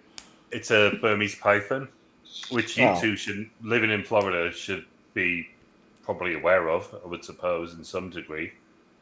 So Burmese pythons one of the biggest invasive species. They're the ones that you get money for if you kill them. And in Florida, and they're taking over the Everglades, killing fucking up the ecosystem. That is also the same species of python in Temple of Doom, where it comes across Willie's brown shoulder, and she goes she thinks it's Indiana Jones. She grabs it and throws it, and it lands to Indy's feet, and he freaks out when he's scared of snakes. Indy exact same species of python. Cool. And I'm going to tell you, I bet that python was very cold, because that python was very chill. They can be very snappy. I know this firsthand.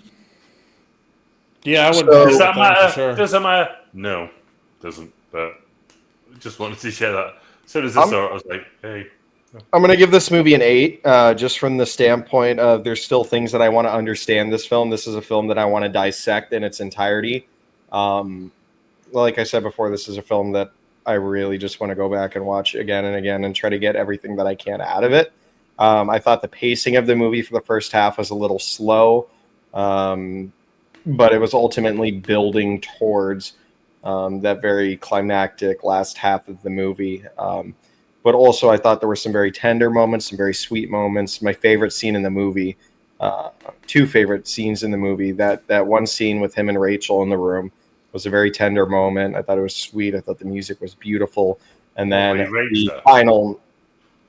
No, this is before he rapes her. That is fucked though.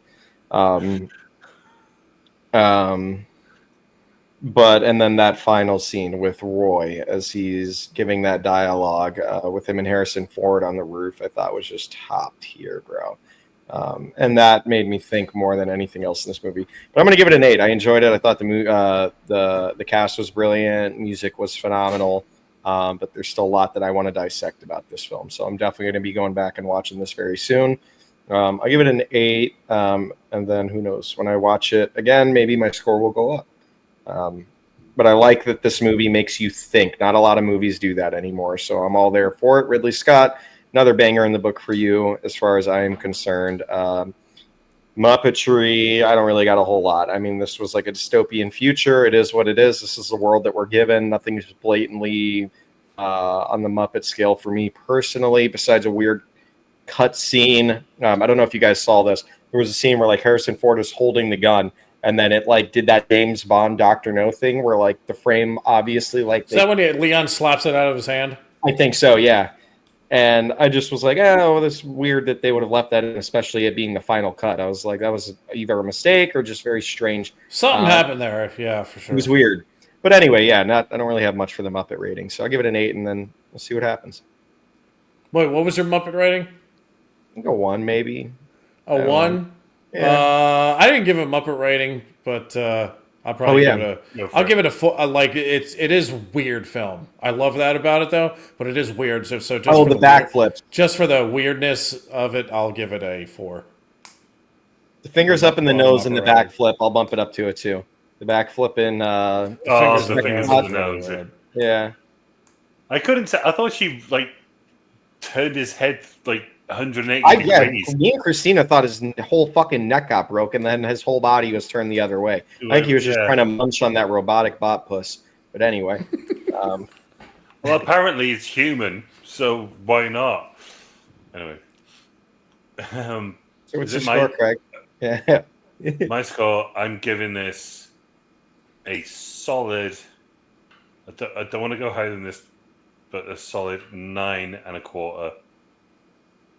This film, the character of the city is fantastic, and I'm also including the matte paintings in that. The matte paintings, so what's in the background? Basically, they'll build the scenes, but then paint the background. They were beautiful. This clearly was made by the director of Aliens. The acting on this by the three main characters, I would say, Daryl Hannah, Rutger Howard, and Mr. Harrison Ford. Yes, I know he's not James Bond. I just couldn't help not. He's not Sean Connery. He's not Sean Connery, but I couldn't help myself. The acting. He did get slapped. He got bitch slapped. He got a front hand and a back hand.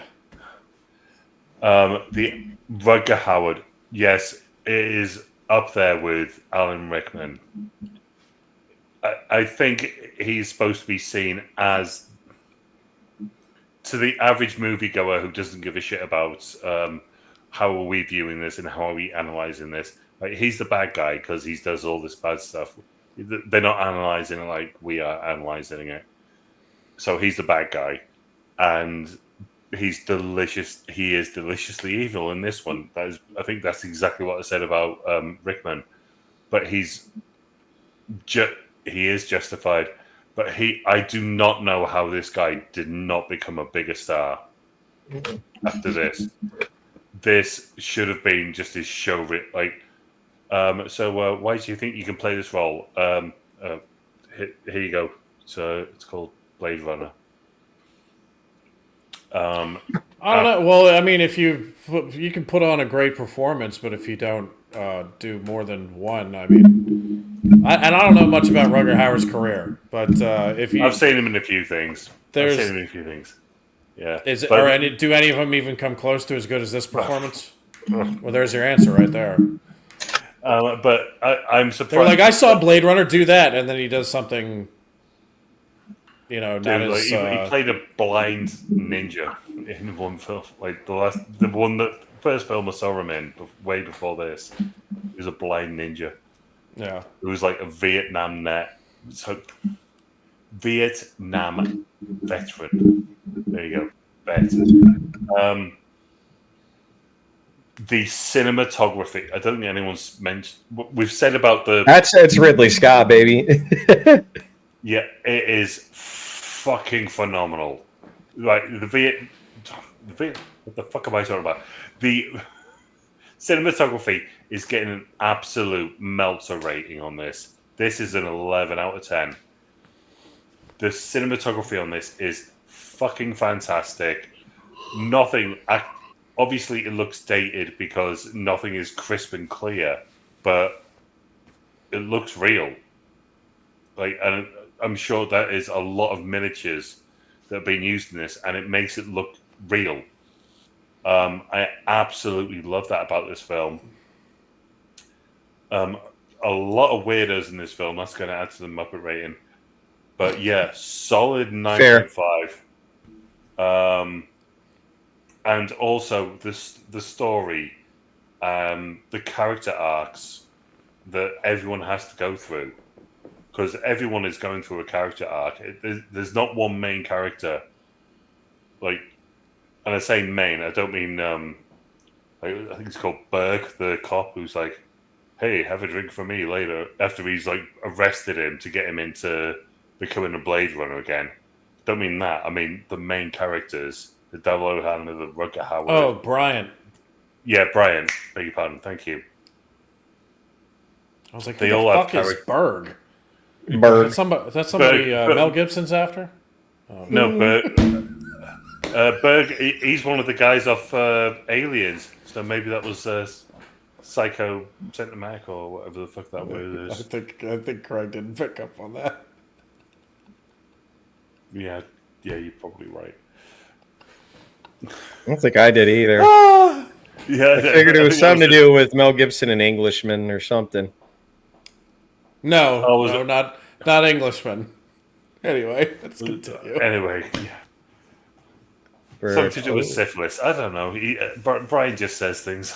No, I mean, let's. I can't say no. I can't say it. I'll type it in. If it's not him killing, you guys can keep talking. Go ahead. No, if it's not him killing, if it's not him killing Englishmen, then it's really bad because there's only a couple other things that he's known for. Well, sugar tits. Oh yeah, there you go. Yeah, yep. Got it. Oh, okay. Yeah. Well, that's good. Just gonna be our Goldberg.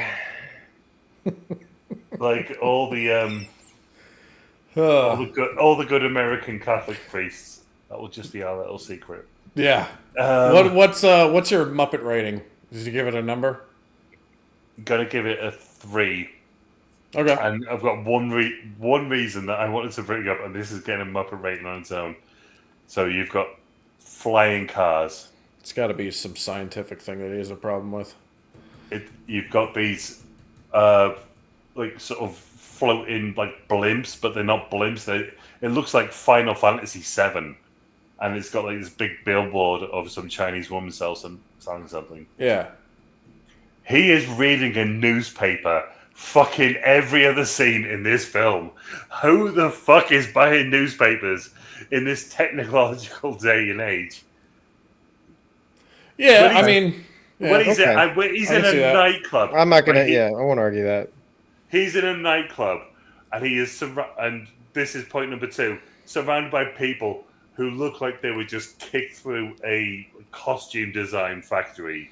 They've all got pheasant hats on and just all this weird shit, and he's there with his raincoat on, having like drinking a martini, and then he's like reading a fucking newspaper. So the pheasant had all this like dystopian future. It kind of reminded me of Snowpiercer in a way. I still got to see that. Me too. The film or the show? The movie The film. with Chris Evans. Oh, I've heard. I heard that it's all about. There's a weird relationship between that movie and Willy Wonka and the Chocolate Factory. Supposedly, like a crazy fan theory that has a shit ton of evidence behind it. That's going in the back pocket because Yeah. I fucking love that film. Bong Joon-ho, who won the Oscar for Parasite. Yeah, and what was my third reason? The backflipping pussy grabber. Trump. What? The Trump can't do no backflipping. backflip. What the fuck you Yeah. talking about? Oh, right. Okay. The back. I didn't hear sex bot. backflipping. I don't know where pussy grabber came I just from. said pussy grabber. I was just like, It was kind of odd that when she put her fingers up in his nose, she had him and could have either broken his neck or done something else. She chooses to jump just off of stamp on him, his head. flip away, and then to only flip forward and to fight him again. It was odd, but yeah, whatever. You should have added that to your Muppet rating. It was. I said something about backflip, and yeah. Shit. What was the other reason? I'm just gonna say the amount of water. Actually, no, amount of water, and also Rutger Hauer coming through the ceiling at the end, like towards the end of the film. Oh, with his head, He yeah. He just yeah. pops his head in. That was cool, Yeah. though. It was like he's trying to instill fear. Actually, that still makes me laugh when he pops his head out. So for some reason, Here's Probably- Johnny. Yeah, it's kind of like that. It Yeah. was literally like that. Yeah. I do want to talk. Right. So we've all done other things, and we'll wrap this up. But I want to talk about the ending monologue. Rutger Hauer. Jesus Christ. This was improvised. Oh, what? No way. Yeah. Mm-hmm. It was, What? It was. improvised. Good for him. This was phenomenal. I think it's not only improvised. I think he came up with all of it on his own, because I think if I remember It's just on his it's just off the cuff. I've seen he things sat you wouldn't down and believe. did it. Attack ships on fire off the shoulder of Orion. I've watched sea beams glitter in the dark near the Talhusian Gate. All those moments will be lost in time like tears in the rain. Oh, bro. Yeah. So, No, I remember so watching amazing. the documentary that was on that DVD, and he was being interviewed, and he said something along the lines of where he came up with that and asked if he could put that in the film, and Ridley was like, "Well, let's shoot it. Let's see how it goes," because he was only supposed to save his life, and then he was going to say "time to die," and then just shut. And he's got the dove. Yeah. Which is beautiful symbolism. If I remember well, the documentary right, it's been a long time since I watched that. I could probably find it on YouTube somewhere. But If I don't care either way, because if he wrote that, it's still fucking brilliant. yeah, he definitely came. I don't think he came up with it like on the fly though. I think he like was thinking about that scene, and he was like he worked it out. Yeah, and then he went to Ridley and was like, "Can I try this?" And he was like, "Yeah, sure." That is. That's how that is actually. Largely improvised. Yeah, I think if you watch the DVD, he says he came up with it beforehand and asked Ridley if he could put it in. Yeah, here's what I'm reading. It says, while the original script contained a longer, more technical speech for Roy Batty's death scene, Hauer rewrote it, adding the iconic "all these moments will be lost in time, tears in the rain." And the last-minute edition was widely regarded as one of the most memorable and moving moments in the film. I highly agree with that. Honestly, like without that ending speech, Brian, I'll be honest, I probably would have given this movie like a 7, maybe like 6.5, 7. But those last like I don't know, 10, 15 minutes of the film made me think deeper than I had in a while. It was just beautiful, bro. I remember what you said earlier, where you said the first half of the movie was slow, and I thought going into this, because I know you'd seen the sequel before you seen this, but I was thinking, I was like, he's there's a chance here he might not like it because it is slow. It's not just slow; it's actually very slow. But I think that's what makes it this movie in particular that good. Yeah, it needs. I to agree. Be. Yeah. Otherwise, Otherwise, it'd be a completely different movie. Like fucking Blade Runner 2049 is not this dystopian. I mean, it is dystopia, but it's not this like moody. It's not dark. Film set in one place either. Because Yeah. in 2049, well, first of all, you're not just in Los Angeles. You're going to, in one part, they go to fucking Vegas or whatever that one place was. But you're going to multiple places outside of the city. Where this is a tale of a city. Correct. You know, and Different movies. And it's a faster pace because you got to get to all these different places and do all these different things. Where this is more just in between these him tracking down these replicants. It's like what does it really mean to be a human being? Yes, there's a way deeper message in this, but I think that even in 2049, I actually enjoyed the slower moments more so. And Dave Bautista, his character, had a very emotional impact on me, which is weird to say. Oh, here's a fun fact, Q. Fun Shoot. fact about because that opening scene with Dave Bautista's character, where he gets whacked in the opening scene of 2049, was supposed to be the opening scene of this film. No shot. Yeah. Interesting. But they rewrote it for the second film to make it fit into that. They already had that in the back. Yeah, because if you would have showed that, you wouldn't have questioned so much about the replicas in the first film. If they had the first film start off like they did the second, you wouldn't be questioning the replicas throughout it. Once again, stating this once and final time, but this movie was made to make you think, and that's awesome. That is why it's used as it's this in like Space Odyssey 2001. I think these two, and maybe The Shining, like the films that are always used in like college media degrees. Hello? You hear about them in the US. You don't really. I can hear you. UK. You are? Okay, I can hear you now. All right. Okay. My internet cut out for a second. So film studies. What is this film about? What does it tell you? And it's one of those, because it's got the ambiguity of it, which was Ridley Scott's intention. It was Harrison Ford who didn't want the ambiguity, but the ambiguity's there whether you want it or not. What does the unicorn mean? What blah blah blah. Obviously, it's nothing to do with Scotland, but I just thought it was interesting. This film is you cannot switch your brain off and watch this film. This is not this is turn your brain off and have a Red Bull watching this film. Wait, say that again.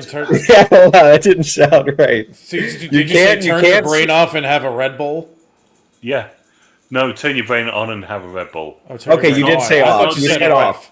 He did say off. I said it's not turn your brain off. It's turn your brain on and have a Red Bull. And if I said the other, I thought you repeated. If I said the other thing, we'll find out. I thought you said it's not turn your brain off. It's turn your brain off and have a Red Bull.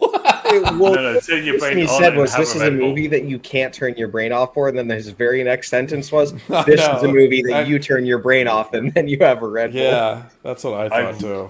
Hope to God, because I think I said turn it on. No. Hope to God I'm right. I do have bad hearing though, so maybe. No, I heard it too.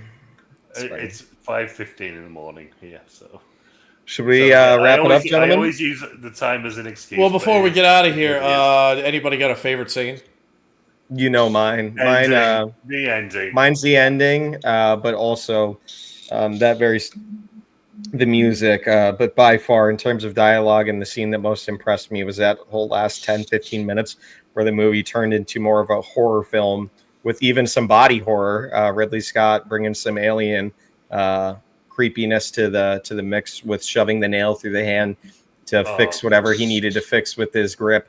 But It turned from like a I just think detective that- chasing people, chasing androids around and trying to find them, and then during the end there was like this weird twist of horror thriller element, and then you had like one of the most beautiful dialogue that I have ever heard. It was just, you don't understand exactly what it means, but you get this feeling that it's profound and it means a lot to him, and that this man has seen so much. Yeah, absolutely, Brian. 100%, brother. It was beautiful. It really was. So that's my favorite scene. Craig, you too? Obviously, the scene with the snake. The ending is just as epic as you have said. I wish every time I started speaking about something, I couldn't hear Quintano typing. And I really wish he didn't send these messages. You love it. Yeah, fucking just so much. Can't get enough. Oh, baby. Okay, so No, favorite scene.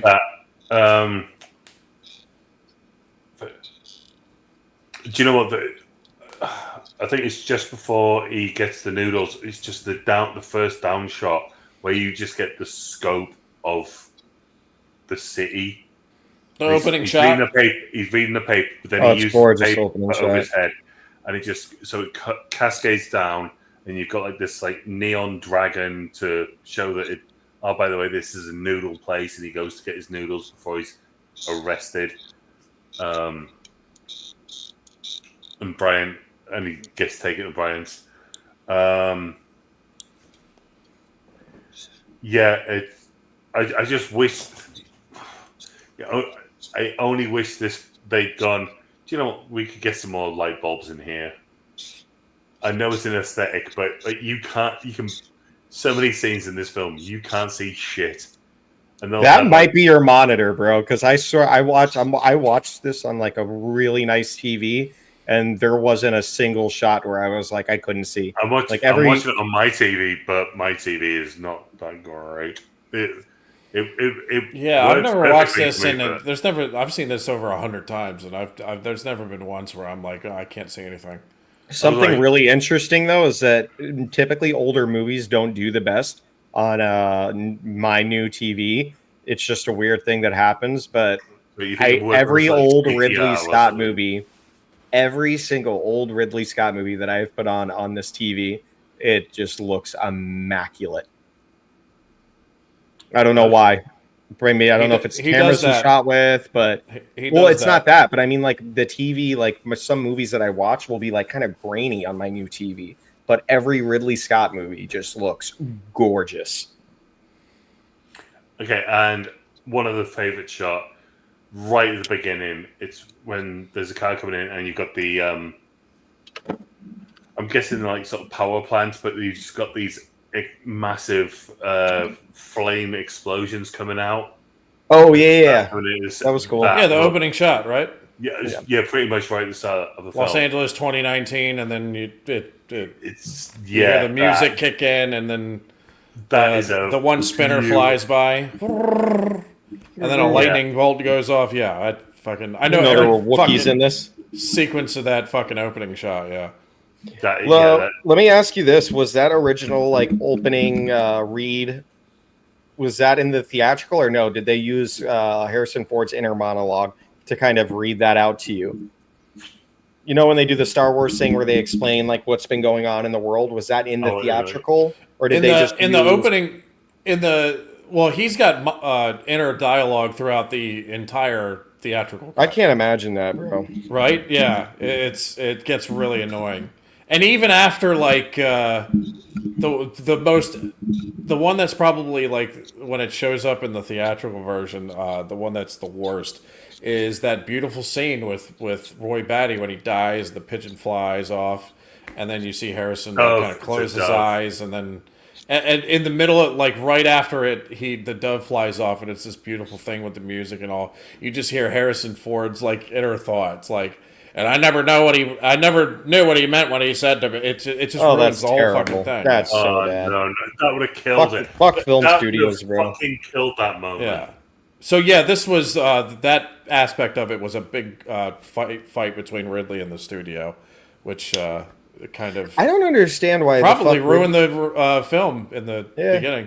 The days. Ridley Scott gets himself in an unfortunate situation with film studios. Like Christopher Nolan has such high respect. Like a lot of the things that people didn't like about Prometheus is because they wouldn't let Ridley Scott so the movie 21st Century Fox, they wanted him to include aliens in the film, like the actual xenomorph. So that's why they added that in. It was never originally supposed to be in there. So he had to rewrite around it and fucking add it in. That way they could actually call it like an alien movie, so to speak, which it really wasn't.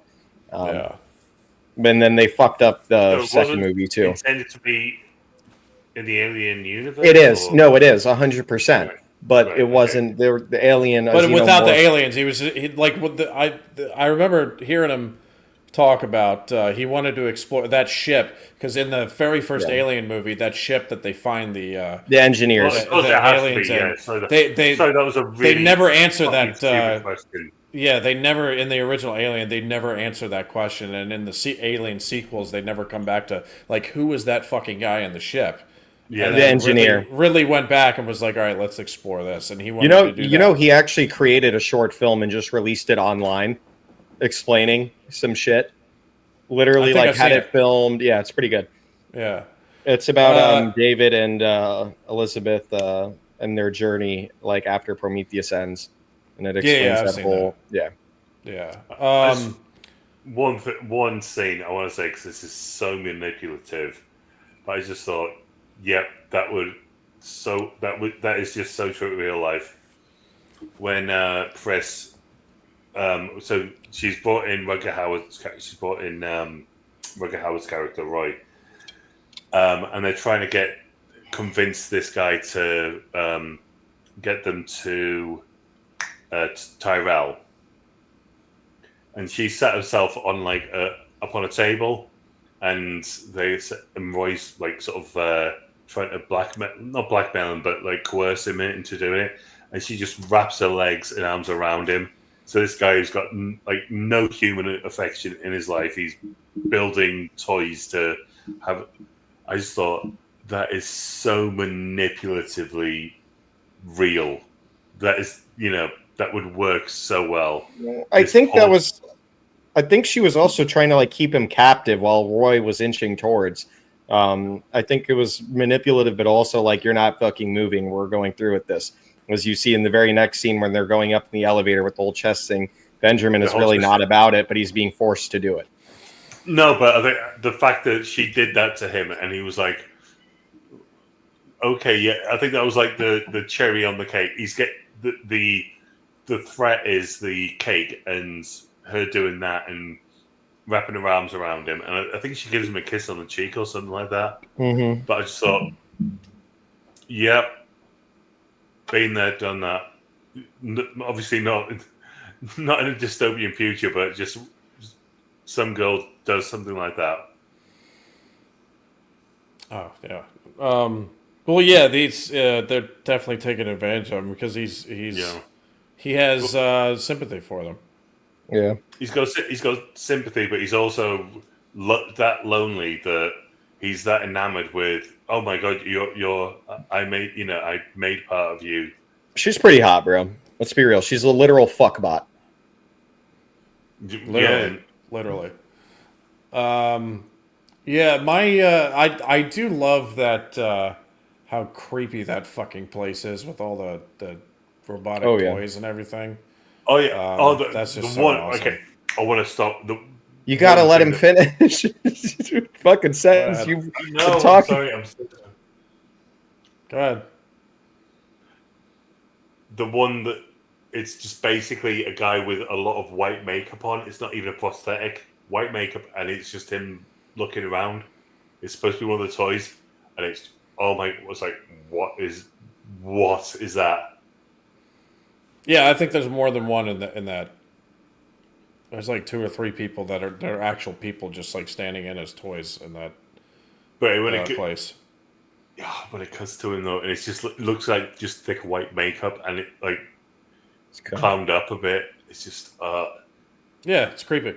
Yeah, it's super Yeah. creepy. Sorry, I'm so sorry. I probably have two favorite scenes. One is the interaction from between Roy Batty and Tyrell. I think that fucking scene is just That was good. fucking so goddamn epic. People always talk about the ending scene, and rightfully so. I think that scene is good for another reason, which is basically Roy Batty is just toying with Deckard the entire thing, and Deckard's just running for his life, and he's just fucking with him through the whole thing. That part's awesome. But my two favorite scenes are definitely Roy Batty and Tyrell when he whacks Tyrell finally. But then that conversation they have before it happens is just tremendous. And my favorite scene actually is probably when he chases down Zora in the street and kills her. Really? He shoots her and she's running through the glass and shit. It's just that scene. Actually, if you think about it from this standpoint, it's actually a terrifying scene because he goes to track her down and find out if it's really her, and he does, but she figures out that this person's not who he says it is. Then she tries to kill him, and then in the process doesn't finish the job because people walk in. She panics and then runs.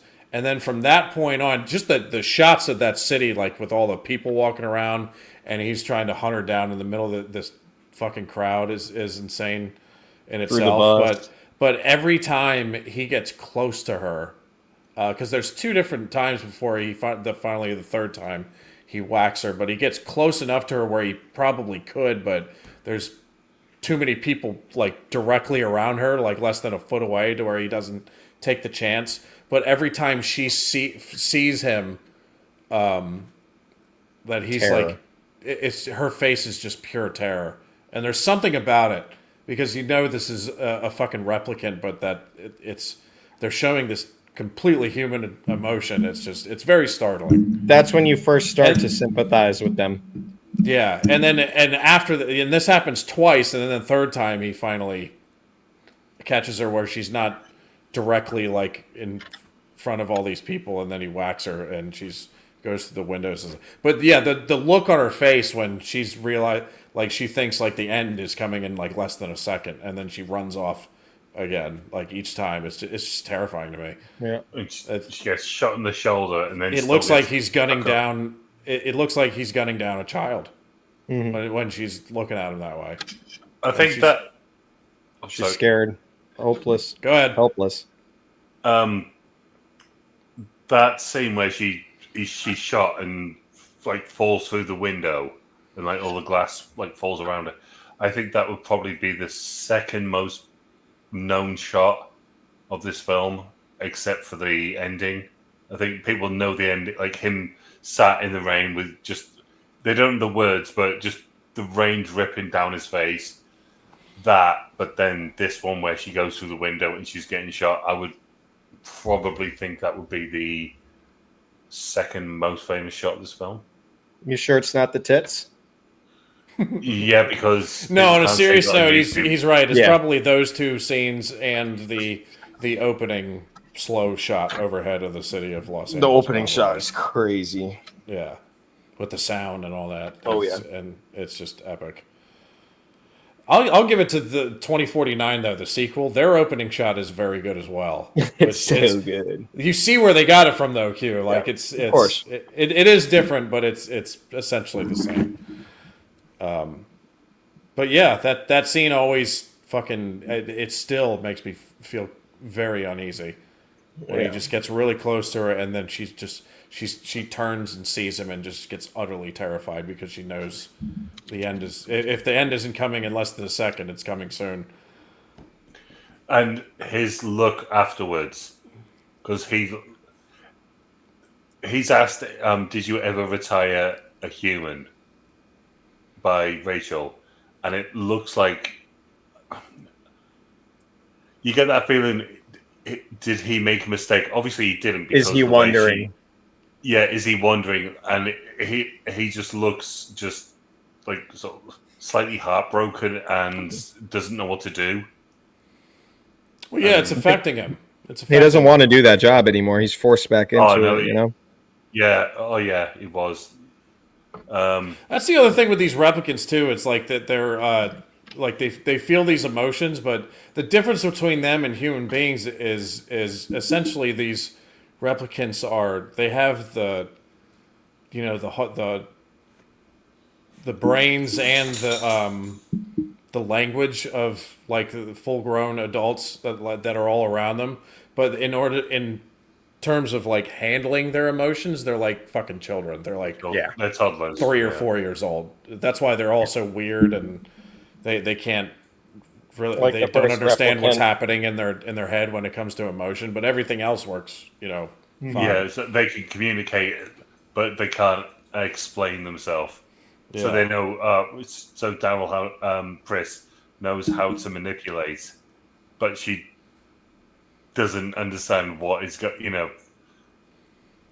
Yeah. what is Well, it's like going on. Leon when in the second scene in the film when he's getting interrogated by that guy Holden, and he's doing the void comm test and he's asking these questions and he's like freaking out. It's like he's like, why would you ask me that? And his emotions get fucking And then also when heightened, Harrison Ford, they get heightened and he can't bring him back down because he doesn't know how to handle him because he's a replicant. If I was asking those questions, I would have got up from that chair and go, right, no, never mind, someone else. no, Craig, if you were asked Amazing. these questions, you would have said, well, actually, a tortoise lives on the land. Right. You can fuck off. I mean that out of love. That's not a bad way. Because that is exactly what I was thinking. The guy would be you're traveling down a Like, wormhole and he'd be like, stop right there. Let me tell you what a wormhole is. No, I'm just kidding. Is it a Stargate or is it a wormhole? Well, it's a wormhole. No, right, just to prove you two right, and I will admit my shortcomings. That is exactly what I thought. And when he said, it's a turtle, well, same thing. I was like, no, it's fucking. No, it's fucking. I knew it too. I knew it. You drop a turtle in the ocean and it dies, right? Yeah. That honest to God was my actual. Well, didn't he say in that scene, he said a tortoise. And then says he a goes, tortoise. tortoise, what's that? And he goes, a says- turtle? Same thing. Same thing. Yeah, exactly. And I just went, no, it's not. No. There was that. But he's just trying to bit of convey what that thing is, That bit of stupid Craig that comes up every now and again. That came up then. I was just like, no, it's fucking not. You guys ready for the next pick? Yes, we are. I think we. And Quintano. I've got one that I've been wanting to watch for a while. It's been many, many, many, many years. I think I know what you're gonna. I know you. I know you don't. You're gonna fucking hate me. Oh right, I was going off off your list, but go on. We're gonna watch Tropic Thunder. Oh, I'm not gonna hate you. Jack Black. I don't know. YouTube. Oh god. Oh, I am not thinking about Jack Black. It's okay. He's on heroin throughout the entire film. The only Jack I'm thinking of here is Simple. Simple Jack. That's right. Simple Jack. We have Tom Cruise completely out of character. We have Robert Downey Jr., the only man that's ever been able to do blackface and get away with it. It's fucking, dude, it's wild. The crazy thing is, this might be the best thing Tom Cruise has ever done. Oh, hands down. It's so out of his character. The amount of people who didn't know it was him. I didn't know until like at the end. Like I was stunned. I clocked it because of like the top of his forehead, like you see his eyes. Remember Tobey Maguire is in this as well for a short stint. He is, briefly. This is going to be a fun one. This will be a fun one. Yeah, this is a classic. This is a bona fide classic. My parents let me have this on DVD growing up, so this one had a lot of rewatchability for me growing up. I can't wait to see what we argue about over this one. I don't think we are. I think I don't know what there is to argue about. Yeah. Oh, no, other than I because Jack I know a lot Black- more me, about I- him now. Me, No. I could have Jack Black. No, that wasn't that good. No, it just wasn't. It'll be. No, I think it'll was be fun. What I was going to say is now that I know a lot more about the guy now, that it's a shame that Steve Coogan wasn't in more of that film. Who's Steve? Oh, okay. Steve Coogan? He's the guy who. Is he the director? Oh, he's the director of the film, I think, isn't he? And then he also plays the director in the movie. He's got, like- yeah, he's got a shirt. Then he's got the sort of like. He's the guy who overcoat. gets punched in the face by the Yeah. grip guy. Yeah, I think he plays the director. You know how like they're out there to film the movie or whatever. because he Yeah, gets blown yeah. up. He gets blown up by the. He steps on a landmine, I think, Yeah, because he okay. brings them out to the jungle. He's like, right, we're gonna-" guys, the spoilers. Well, we've all seen it. Yeah, I know, but when it. Yeah, okay, fair enough. If that's the rule. Oh, I Ben thought- Stiller I thought directed he Tropic still was- Thunder. This is a No, Ben but I'm Stiller saying film. he. No, but I'm Yeah, saying he Steve plays- Coogan plays the fake Yeah. director in the film. Yeah, Yeah. yeah. This And will when be a fun when I'm talking about spoil, I mean whoever is watching this and who's never seen Tropic Thunder, that was a spoiler for them, obviously. How do I not But I'm remember talking about Matthew between McConaughey's in this? between I thought you meant us audience. between us three. If one of us has not seen the film, Right. there's Yeah. under no circumstances should we ever bring up a spoiler. Well, that's the end of our good critic, bad critic review for Blade Runner. The final cut is the version we watched, by the way. I think I The failed to version mention you that. should watch. Yeah, that's definitely the final version you should watch, and it should be the only one, in my opinion. But we're out of here, and we'll see you next time for Tropic Thunder. Peace out. Later, guys.